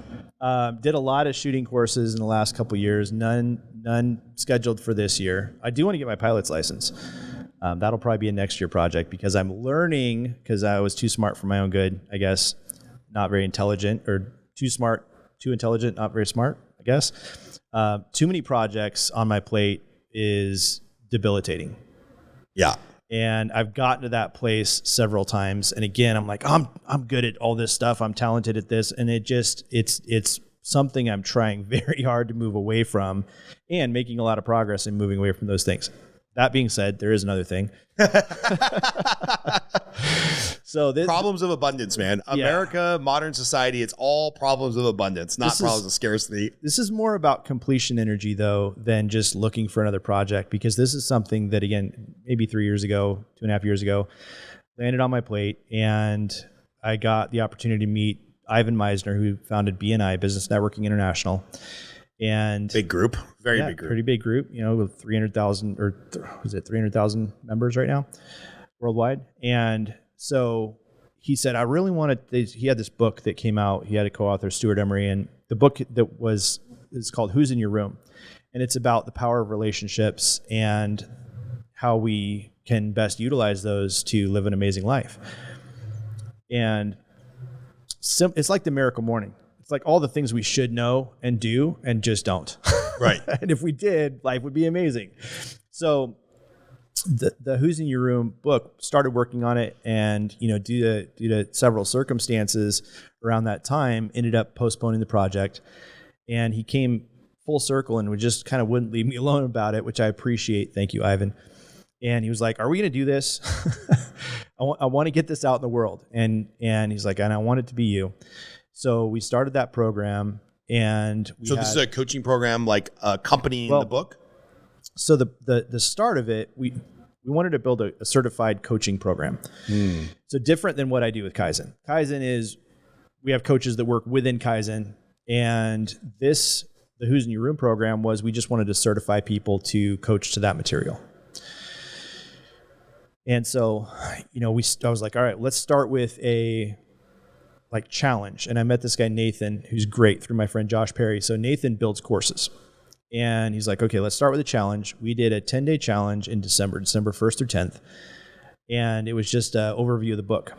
I even put out like a couple social media posts and an email, and we got 2,200 people that signed up for the challenge.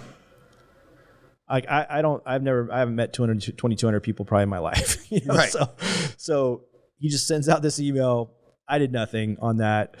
And we had 2,200 people from all over the world. Probably a bunch of them were from other countries. There were a lot of people who didn't even speak English, just like, oh, that looks good. And we had, out of that, we said, okay, we need to filter this down. So we had 1,100 people that we said, all right, the next step is you need to sign up for, and it was a free challenge, right? So anybody could just click the thing and sign up. And the next thing we were like, okay, we want people who are committed to this and not just signing up for the thing because I haven't sent something out. So we had people register for a private Facebook group as just kind of a hoop to filter, jump through. Yeah. Are you really serious about this or not? And we had 1,200 people sign up for this Facebook group. Surprising, really surprising for me. And then we said, all right, well, we want to filter this down even more. So every single day, we're going to email out a homework assignment and have them complete the assignment and post in Facebook what their takeaway was from the assignment. That'll really narrow it down to just the ones that are the most serious, because things come up over the course of 10 days, right? Well, we had 700 people almost every single day post in that group and finish the challenge. So from there, we offered a certified instructor program that was like a light version. It's like a lot of these people they wanted to teach the concept because they believed it was life-changing work for them. The feedback we were getting was like, wow, this one thing is completely life-changing for me because I have this one person who was super toxic. I could never set boundaries. I learned how to say no. And all of a sudden now I feel empowered in this relationship. And so we had, there were a bunch of people who wanted to just teach it. And so we had almost 90 people. We said, you have to have completed all 10 days of the program, even to register for this certified instructor program. And so this month we had almost 90 people sign up for that. And we're like 3 weeks in right now. Then we're going to teach from there. We're going to go to certified coaching, which is, there's a lot of coaching programs out there that promise that you'll be an amazing coach if you go to their 2-day thing and spend $1,000. Right. And then they walk out of there going, I don't know I'm just more confused than when I walked in and don't have the money that I walked in here with. Well, that's because you got to upgrade and pay the $40,000 That's for right. 7-day Oh, coaching. yeah. We didn't tell you. There's if you really want to be a coach, then there's this. And then if you really want to be a coach. And so, the whole point with us was that we wanted to have people go through a longer program where they actually, one, did the work for themselves, because you can't coach to something that you're not living or being. Right.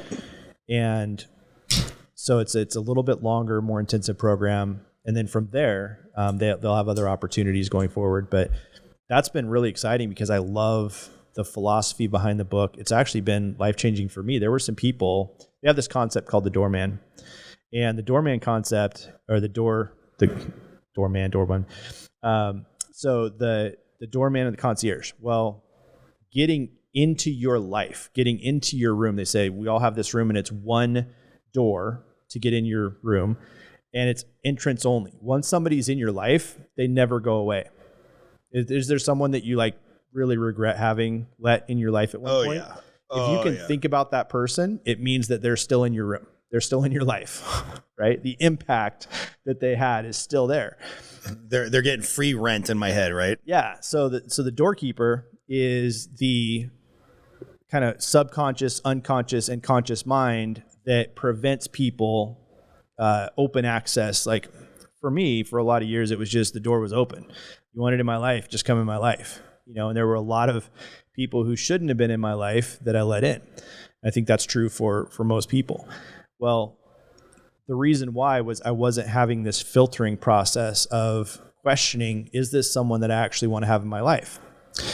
And the book outlines the process for doing that, teaching your subconscious and your conscious mind to use your values system to vet the people that you let in your world.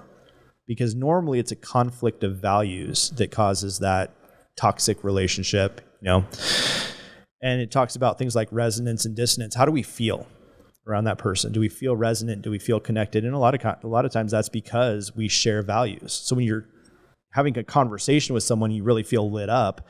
In most cases, the conversation and the person are both in alignment with and congruent with your values. Yeah. Right.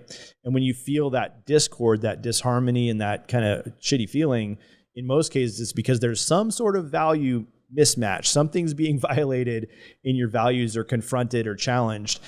And so, the book goes into setting boundaries, which, man, I was so terrible at setting boundaries up until the book and even now. But I'm so much better than I was, a year ago at setting boundaries and saying, this is what I'm okay with and why, and here's what will happen, if the boundaries crossed. And one thing that I learned about boundaries is this is not the boundary is all on you. This is not you tell someone the boundary and you're like, oh, they crossed my boundary. They can't cross your boundary because the boundary has nothing to do with them. The boundary is, I don't let people do this. If they do, then this. And then with upholding the boundary is simply like someone crosses that line, the corresponding action takes place. So it's like saying, look, I am not okay with people who don't respect my time. So if you're consistently late, I'll stop meeting up with you. Right. And then you just do. You have to follow through with that and then honor your own values and honor your own boundary. And where a lot of people, where I at least got off track with that was, I would set a boundary that I thought was a boundary. I'd say, don't be late. Like, hey, I don't like it when you're late. And they'd be late and I wouldn't do anything. And so it was myself crossing my, violating my own boundary, because the boundary wasn't about them being late, because they have their own value system and They have their own stuff, right? That's fine. And that's fine. That's not wrong. Right. It's just not congruent with mine. And so I was letting people, cross this boundary and then making them wrong and resenting them for it. And then ultimately resenting myself for letting them do the thing. And so I finally figured out, man, this setting boundaries thing is pretty cool. Right. Because I actually get to experience more, a bigger experience of life in a way that I want to live it and experience it. And, it's a no MFer zone. I'm here for this event, Big Money from Small Events and One Man Millions with Kevin Nations. That's why I'm in Vegas and got to hang out with you. But, that's one of Kevin's first and biggest rules that I learned several years ago when I first, met Kevin, started working with him, was that you get to set this no MFer zone. And it's like, how many people is, and this is a direct quote from Kevin, but like, how many people in a group is too many? One motherfucker. That's too many, right? How much money is too much money to try to make? The first dollar that doesn't feel like you had fun and a good experience, of like the first compromise you make to make an extra buck. That's too much, right? And so, one thing that I think I'm starting to do well is surrounding myself with people who make me a better version of who I really am. Interesting. You mentioned the value set, and I'm thinking about a tactic, because of course that's where my brain always goes. So I'm a tactics guy, right? You're the tactics guy. Tactics guy. And I was thinking, there's somebody in Chris, we're going to have to turn this into a clip, so maybe you can note this. I ran into Jay Papasan at an event. You and I were both at Hal Elrod event. And Jay Papasan, for people that don't know, he is basically the steak, and Gary Keller, the owner of Keller Williams Real Estate, is the sizzle, right? So he gets up stage, he does all the cool stuff. Well, Jay Papasan is basically the ghostwriter for Millionaire Real Estate Agent, The One Thing, all of those things. And we met Jay. He came to a conference and spoke. And on the way out, I kind of strategically slid out when he was walking to the parking lot. I'm like, hey, Jay, this is before I wrote my book. I'm thinking about writing a book. Can I get 5 minutes of your time to hear about your experience of writing these amazing books that have been Wall Street Journal bestsellers? And like The One Thing is probably still ranked in the top couple hundred for Amazon, even though that book's been out for almost a decade. And he said, yeah, no problem. And what I realize now with you saying this is he only wanted to allow people into his room that were hard workers and serious. So what he did, tactic, is he said, hey, here's my secretary's phone number and email. Hit her up. She'll get you on the schedule. So I hit up Jay Papasan's secretary, and she's like, okay, hey, cool. Jay gave this really good talk about the motivation of writing a book and how to write a book and why you're writing the book and what the book's going to be about, Watch this YouTube video. It was like 45 minutes long, and then get back to me with like a report. So I immediately watched the video, and 47 minutes later, I wrote out some bullet points of the highlights, and I sent it to the secretary. Set up a call, right? So I get on for I think we had a 8-minute call. It was a weird number. It was like 8 minutes or 18 minutes or something scheduled. And Jay spent an hour on the phone with me, walking me through why people write a book and why you're not going to be a New York Times bestseller because you're not Gary Keller, but if the book supports the mission, and like really gave me a ton of guidance on writing the book, Lead Generate 61 Days to Double Your Pay. Shout out to my book, shameless plug. And at the end of the call, I was like, hey, Jay, I really appreciate it, man. I'm sure you get hundreds of these calls, and I just really appreciate you taking the extra time with me. And he started laughing, and he goes, no, I do not get hundreds of these calls. I'm like, yeah, but you're like a New York Times bestseller. You're a big deal. Just in Keller Williams, you have, 200,000 realtors. They got to be calling you all the time. He's like, Scott, in my entire life, I've given out that card to my secretary. I can't tell you how many times. I have had exactly 3 people follow through with watching the video, responding to my secretary with effectively a book report on the video, and then actually showing up to the call with me. 3 fucking people. And this is like a New York Times best-selling author. And I'm like, holy shit. What he was doing is he was just making sure that if he was going, and he wouldn't remember who I am at this point. This was years ago. And that was a very impactful moment for me, probably a nothing burger for him. But, just the fact that he was being in alignment with, like, he had a doorkeeper, right? He knew the type of people he wanted to let in his door, people that were serious about writing a book, and he had a filtering process for it. And I was like, dude, this guy is like next level on how he values his time. And I was just so appreciative, and he's one of the reasons why the book got done. So yeah, my mind just went to, of course, that tactic of how he's doing that. So now I've got another book I got to read. What's the name of the book again? Which one? The one with Ivan? Yeah. Who's in your room? Who's in your room? Okay. Who's in your room? I'm going to write that down. I want to go to something because when you talk about transition coaching. Well, first, let me just, for the audience, a couple brilliant things that you said. And Jay's amazing, by the way. He's so gracious too, but he's so like thoughtful. Yeah. And you could tell he's hyper intelligent, right? Yeah. The 8-minute phone call. Everyone thinks we need to set up 45-minute, 1 hour, 90-minute, whatever calls with people. Have this, if you have not talked with someone before, have a 15-minute at the most call scheduled. Leave as long as you want in your calendar, but have a 15-minute call or a 10-minute call with them, because if after 10 minutes you don't want to talk to them anymore and you have an hour-long call scheduled, how brutal is that? That 15 minutes is real hard. Right? Been there. Yeah. So start scheduling, booking the call for a lot shorter amount of time than you would normally take with someone, and then let it be what it needs to be. At the end of 15 minutes, say, hey, I know we just have 15 minutes. I actually have some opening in my calendar right after this. I'd love to continue to talk about blank. So you're directing the conversation. And then if they've got time, if you have time, and then just let that naturally evolve. But don't give people more of your time before you know if you're going to want to stay on the call with them than you need to. Yeah. So I thought that was brilliant. Make sure you're in alignment. Yeah. Smart. When you talk about transitioning, one of the things that I think is like your superhero power is helping people think through handing off businesses. I don't know what's a more elegant way to say that, but basically a transition plan, right?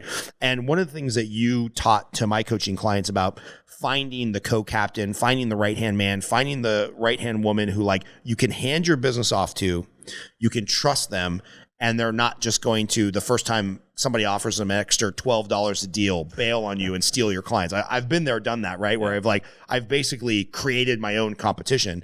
You said, what you're really looking for, and I'll never forget this, you said you're looking for somebody with high drive and low ego. You're looking for somebody that can like come in and stay the course and start out as the assistant and grow into the operations manager. And then you invest in them and you give them more skills. And then eventually these are the people that are your A players who can take over the business. So I'm just wondering if that still holds true for you as you've been doing this work in this transition coaching.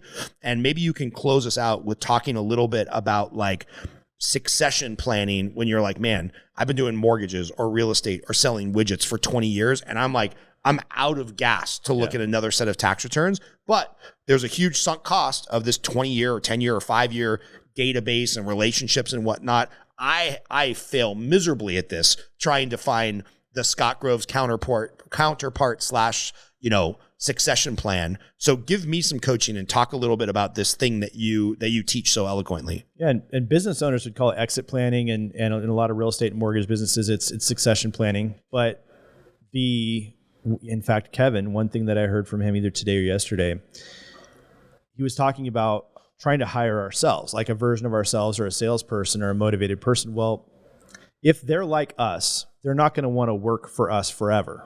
Right. We actually stand in their way to where they want to go. Their natural drive is going to take them right through us. Been there. So they're either going to take us out or become our competition. That's who they are. So it's like the scorpion and the frog analogy, right? So tell the story for the people that have not heard the scorpion or the frog. So there's a scorpion and a frog, and they both want to get across the river. And the scorpion says, "Hey, I don't swim. Can you just like carry me on your back?" And the frog's like, "Hell no! Like you're a scorpion. You kill frogs. You'll sting me and kill me." And the scorpion's like, "No, that would be stupid. If I sting you, I'll die." And the frog goes, "That makes sense." And so the scorpion hops on his back and he's swimming across the river. Halfway across the river, the scorpion stings the frog. They're both drowning. And as they're drowning, the frog's like, "Why did you sting me knowing we'd both die?" And the scorpion said, "I'm a scorpion. That's what scorpions do." Can't help yourself. Can't help. That's what I do. It's in my nature. And we hire people without really looking at, if we hire this type of person, it is in their nature to take us out.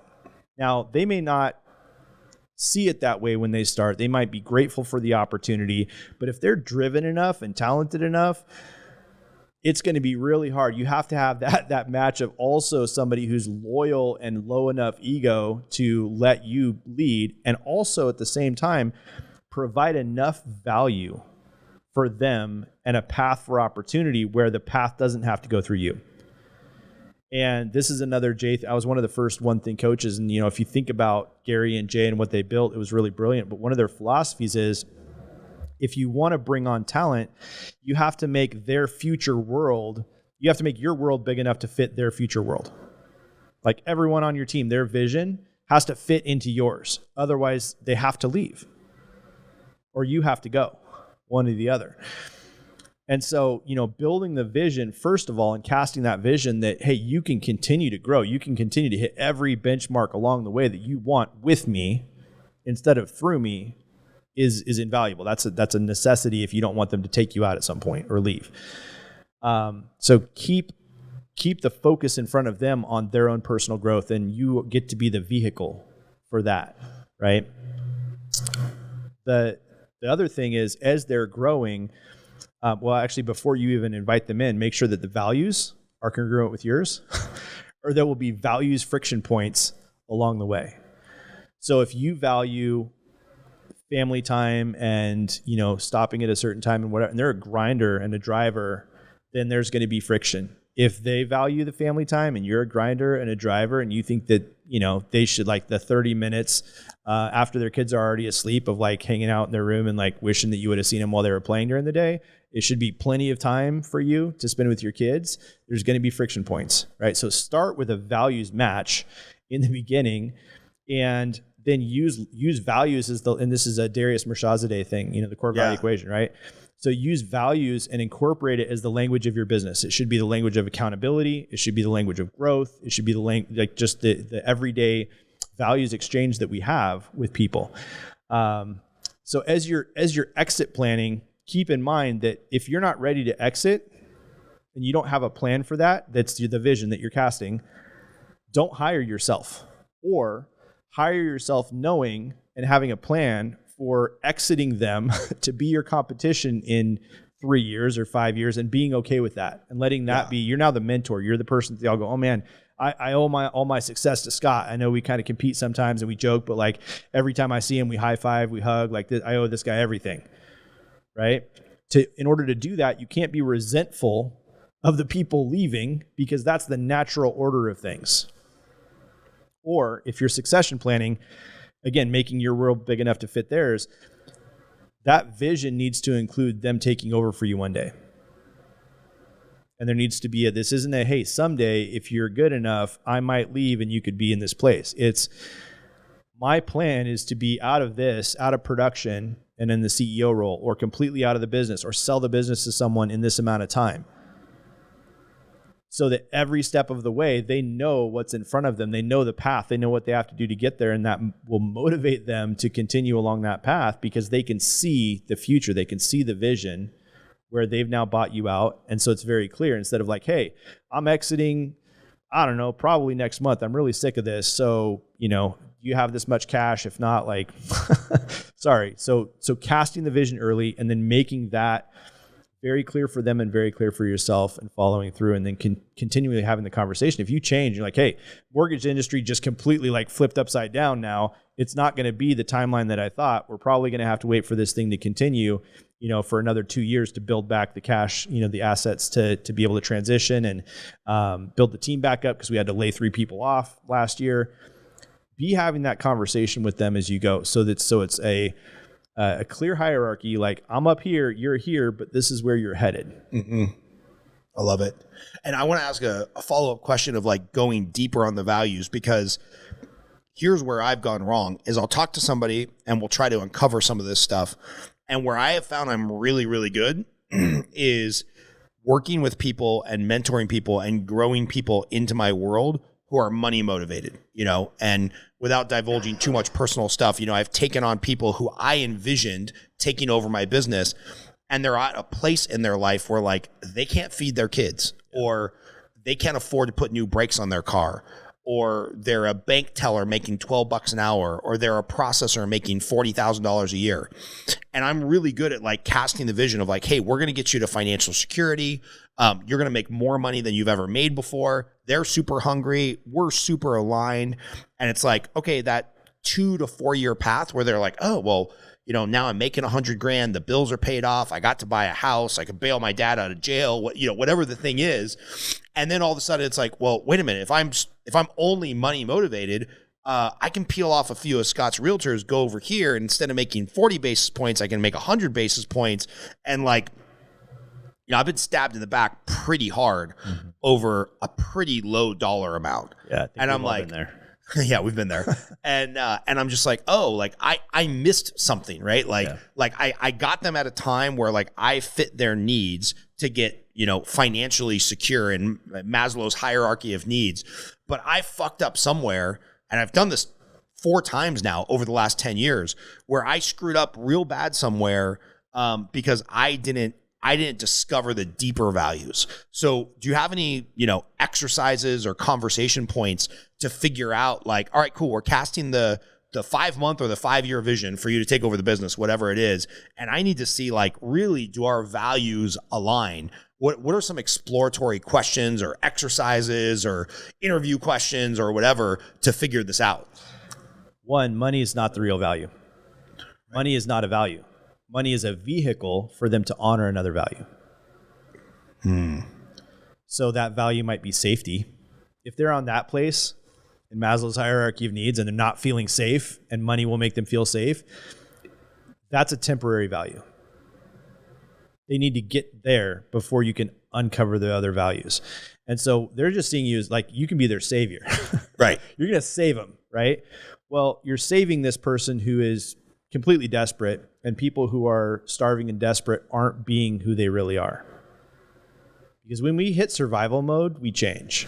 You think about like military or wherever else, or any other situation where you've been where you're like, stuff's real, and I actually am in like survival mode right now. We are not the same version of ourselves that we are when we're like, okay, stuff's easy. And so one is understanding where you're finding people at in the progression of their life or in the seasons of their life. If you're finding people in survival mode, you can't gauge their values because they're not acting in congruence with their normal set of values. They're just trying to survive. So you may have to talk to employees frequently? You might have to do that. And secondly, if you have someone who's, again, we would say money motivated, it's not the money. Are they achievement motivated because of some other thing? Like, what does achievement look like for them? What does success look like for them? And becoming like, can I craft a business that honors that, so that staying with me honors that value that they have, or that desire that they have when they're not in survival mode anymore, in a stronger way than them being not with me. So looking for things like loyalty. The best way to find what their real values are is past patterns. And this is something I heard from Cody Gibson, but I've heard it, he heard it, there was another book that he heard it from, but it's words mean nothing, actions mean something, patterns mean everything. Say that again for the people in the back. Write this down, especially if you're hiring or getting in a relationship or thinking about getting out of a relationship and feel like, well, I'm just going to give them one more chance because they talk so good. They say everything I need to hear. Words mean nothing. Actions mean something. Patterns mean everything. Don't believe their words if they're not congruent with their actions and their patterns. Don't believe their actions if they're inconsistent, if they're the grand gesture every once in a while type of actions, right? We want to believe that because we want to think, oh man, they really care about me because, they did this thing. Well, then there's 99 other examples of how they don't, but we don't want to see those because what we want to believe is this over here. Patterns are who someone really is in that dynamic. So the pattern of behavior, the pattern of conversation, the pattern of, their growth, that's who they really are in that dynamic of that relationship or in that season of their life. And so looking for past patterns is your best indicator of future behavior. So if they say, I'm super loyal, but they've had 15 jobs in the last 18 months, right? Like they could say that all day long. If they know that's what you want to hear, that's probably what they'll say. But how can you go back and prove that to be true? And so asking scenario-based questions from their past, where they're not giving you their philosophy, they're giving you their truth, they're giving you their history. That's the best way to find out who people really are. You're making a couple decisions I have to make here in the near future, crystal clear. Okay. Not easy, but clear. Yeah. And we'll just leave it at that, just because I don't want to badmouth anybody on the podcast. Man, that's good stuff. And that's the coaching nugget that I need, that probably somebody listening to this call needs. So man, I appreciate all the value that you're giving for free, because I know your time is valuable. Wait, what? Yeah, there's no retainer for coming on the podcast. It's so weird. Man. And hopefully you're not the third person. I've only had 2 of these so far that calls me the next day and I don't want this podcast to go up. I said something that I'm not comfortable with. So I always like to end the podcast with a couple of questions. I have a couple more for you just because we're close and I know a lot about you. One is a softball, favorite movie and why. Number 2 is we're recording this in January, but it'll probably come out in March. What are you most looking forward to in 2024? And then going to add a couple other coaching / life skills questions after you answer what are you most looking forward to in 2024 and favorite movie and why. Dang, I'm ADD, so you asked me all these things. That's a tough one. So I'll just pick one that I really, really like. Last Samurai. Oh, such an underrated movie. I know. Love that movie because I love the character development that, he starts out and he's this guy who's just kind of broken and doesn't know who he is. His whole persona is wrapped up in the war and he's got all these regrets and he's living in the past. And it so perfectly ties in. I didn't mean to do this, but he goes and he stays, gets captured and he stays, with this, I don't want to spoilers, guys, but the movie's been out for like 15 years. You can spoil it. There's so many people that haven't seen it though.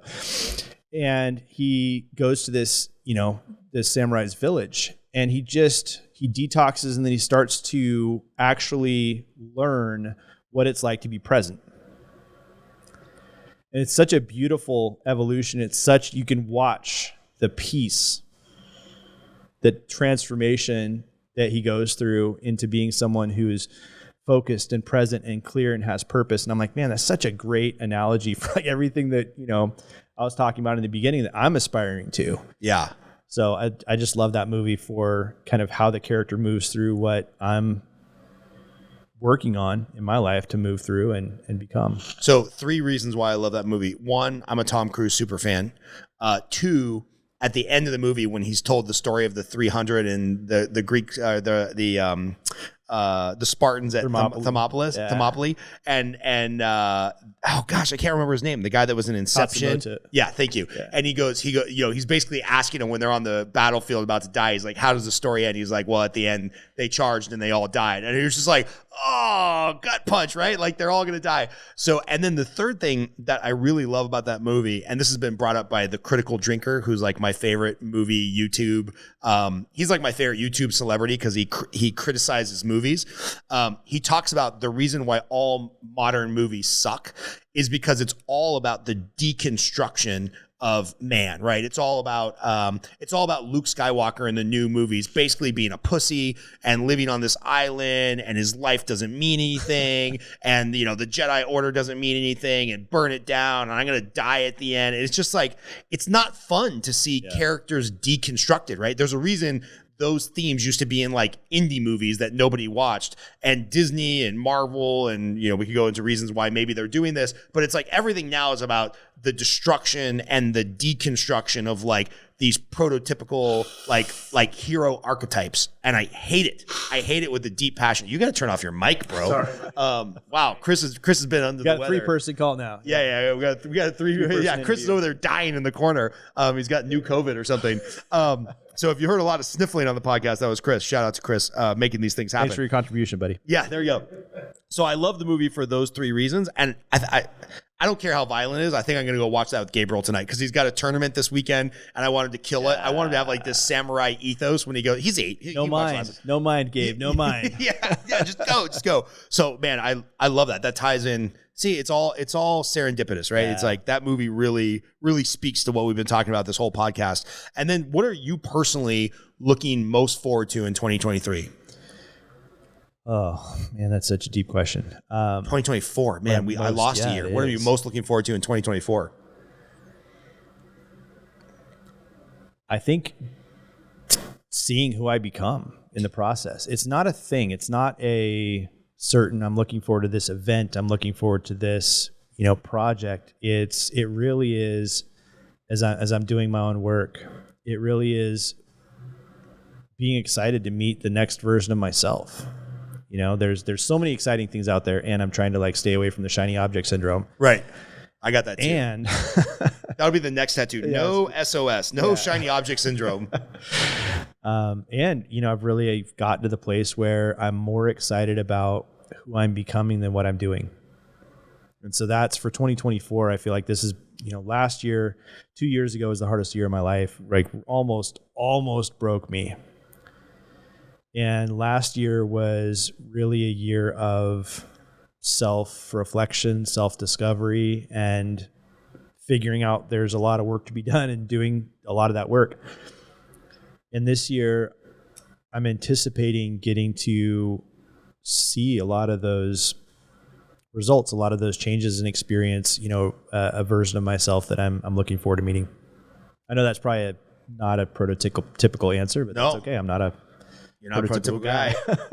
So I'm gonna challenge you with a coaching question, and hopefully you're comfortable answering this, and hopefully we both don't cry too much. Yeah. Just because I know you're open about this kind of stuff. Yeah. If I was to ask you a coaching question, I love how questions, because how questions puts all the responsibility on the coaching client instead of me having to come up with the answer. So how are you going to become like the best ever distant dad You know, we talked about the fact that your kids are living several states away because that was the best thing with the end of the marriage and the family dynamic and the support that they can get from the in-laws and stuff. What are the things that you're working on doing to be just like an awesome front row dad, which I know you are. I know it's like in your heart to be not only a great dad from who you were, but who you're becoming is like an even better version of dad, even if you're not right there every day. Yeah. What are some steps that you're taking, again, whether they're tactics and logistics and sending videos or whatever, or just like a feeling from the heart of like how you're going to be the best dad from afar? Well, let's be honest. I was not a great dad. I would not consider myself a great dad for most of my kids' years growing up. And that is my biggest regret. That is no doubt my biggest regret. Not a big regret guy. That is something that I would like to have gone back and changed. As far as how I'm being the best long distance dad, one, I'm planning to move to Florida anyways, so that, you know, that will resolve some of it. And to answer your question more specifically, the first part is working on who I am. And the best, you know, I can only be as good of a dad as I am a person. I can only be as good of a business owner as I am of a human. And if I don't build those things on a solid foundation, they will implode. We've all seen that happen, right? Yeah. The business is going great, and then the person has a personal crisis and the business goes away. So I know that to be authentically a good, and I don't want to pretend to be a good dad. Like for a while, it was like, what can I do to be a good dad? And I try to do the things. And the shift for me is, who can I be? Who do I need to be a good dad? And so that starts with, again, like knowing myself and getting to a place where I'm getting to that place, especially with my two boys, where I can just be me and not try to be dad. Like I'm in that role, but I think for a lot of people and for me for a lot of years, I tried to put on the mask of dad. Okay, this is who I'm supposed to be as a dad. This is what dads are supposed to do and think and how they're supposed to talk to their kids. And, you know, I think the best thing that I've done for them, we got, you know, COVID guy over here. The best thing I can do for them is to relentlessly pursue the best version of myself and show myself doing that to them so that they can adopt for themselves the same philosophy of, you can be you. It's safe to be you. And the best thing you can be is yourself. I love the philosophy, like, what do you want to, you know, who do you want to be when you grow up? I want to be the best version of myself. I don't want to be someone else. I don't want to be this. I want to be the best version of myself, because I think we all have a gift. We're all born with a gift, something to give the world. And that also ties, that's part of the Courage Project, is I think a lot of people can't find or abandon their purpose because they're not actually being authentically themselves. And when we're gifted that purpose, we are gifted that purpose. It's not the mask. It's not the person we're pretending to be that has this purpose. And so when in order to live into that purpose, that vision of the future, that why that is all like burning deep inside of us, if we're actually paying attention and not just distracted, when we're more authentically ourselves, you know, that's when that comes through and we can fully live into it. And so if I can model that for my kids, when I model that for my kids, that in my mind is the greatest gift I can give them.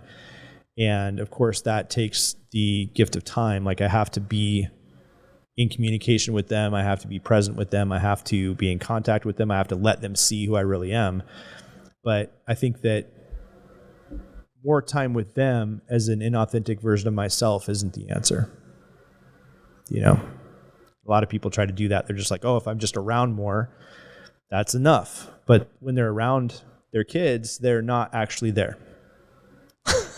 They're thinking about work, they're watching TV, they're on their phone talking to someone else, or, you know, scrolling through something. And sorry, that doesn't count. In fact, it's worse. Because you're telling them, when I am there, you still don't matter enough for me to be here. So even when logistically I can be, I'm choosing not to. Some deep stuff. It's a good way to end the podcast with some thoughts for people. And man, I I know you got like a 12-hour drive home. So That's a 7. 7, close enough, man. Yeah. I really appreciate you being here, man. I really appreciate you taking time out of your schedule. So much knowledge. I took like pages of notes, and this is gonna be a good episode for a lot of people that need to hear it. Thanks, man. I appreciate you being here. I appreciate you having me on, man. It's always serendipitous when we hang out. You've been to a couple of my events. I've been to a couple of your events, and it's always a good time. So cool, man. Love you lots, and you, man. we'll talk again later this year. All right, bro. Bye. Bye.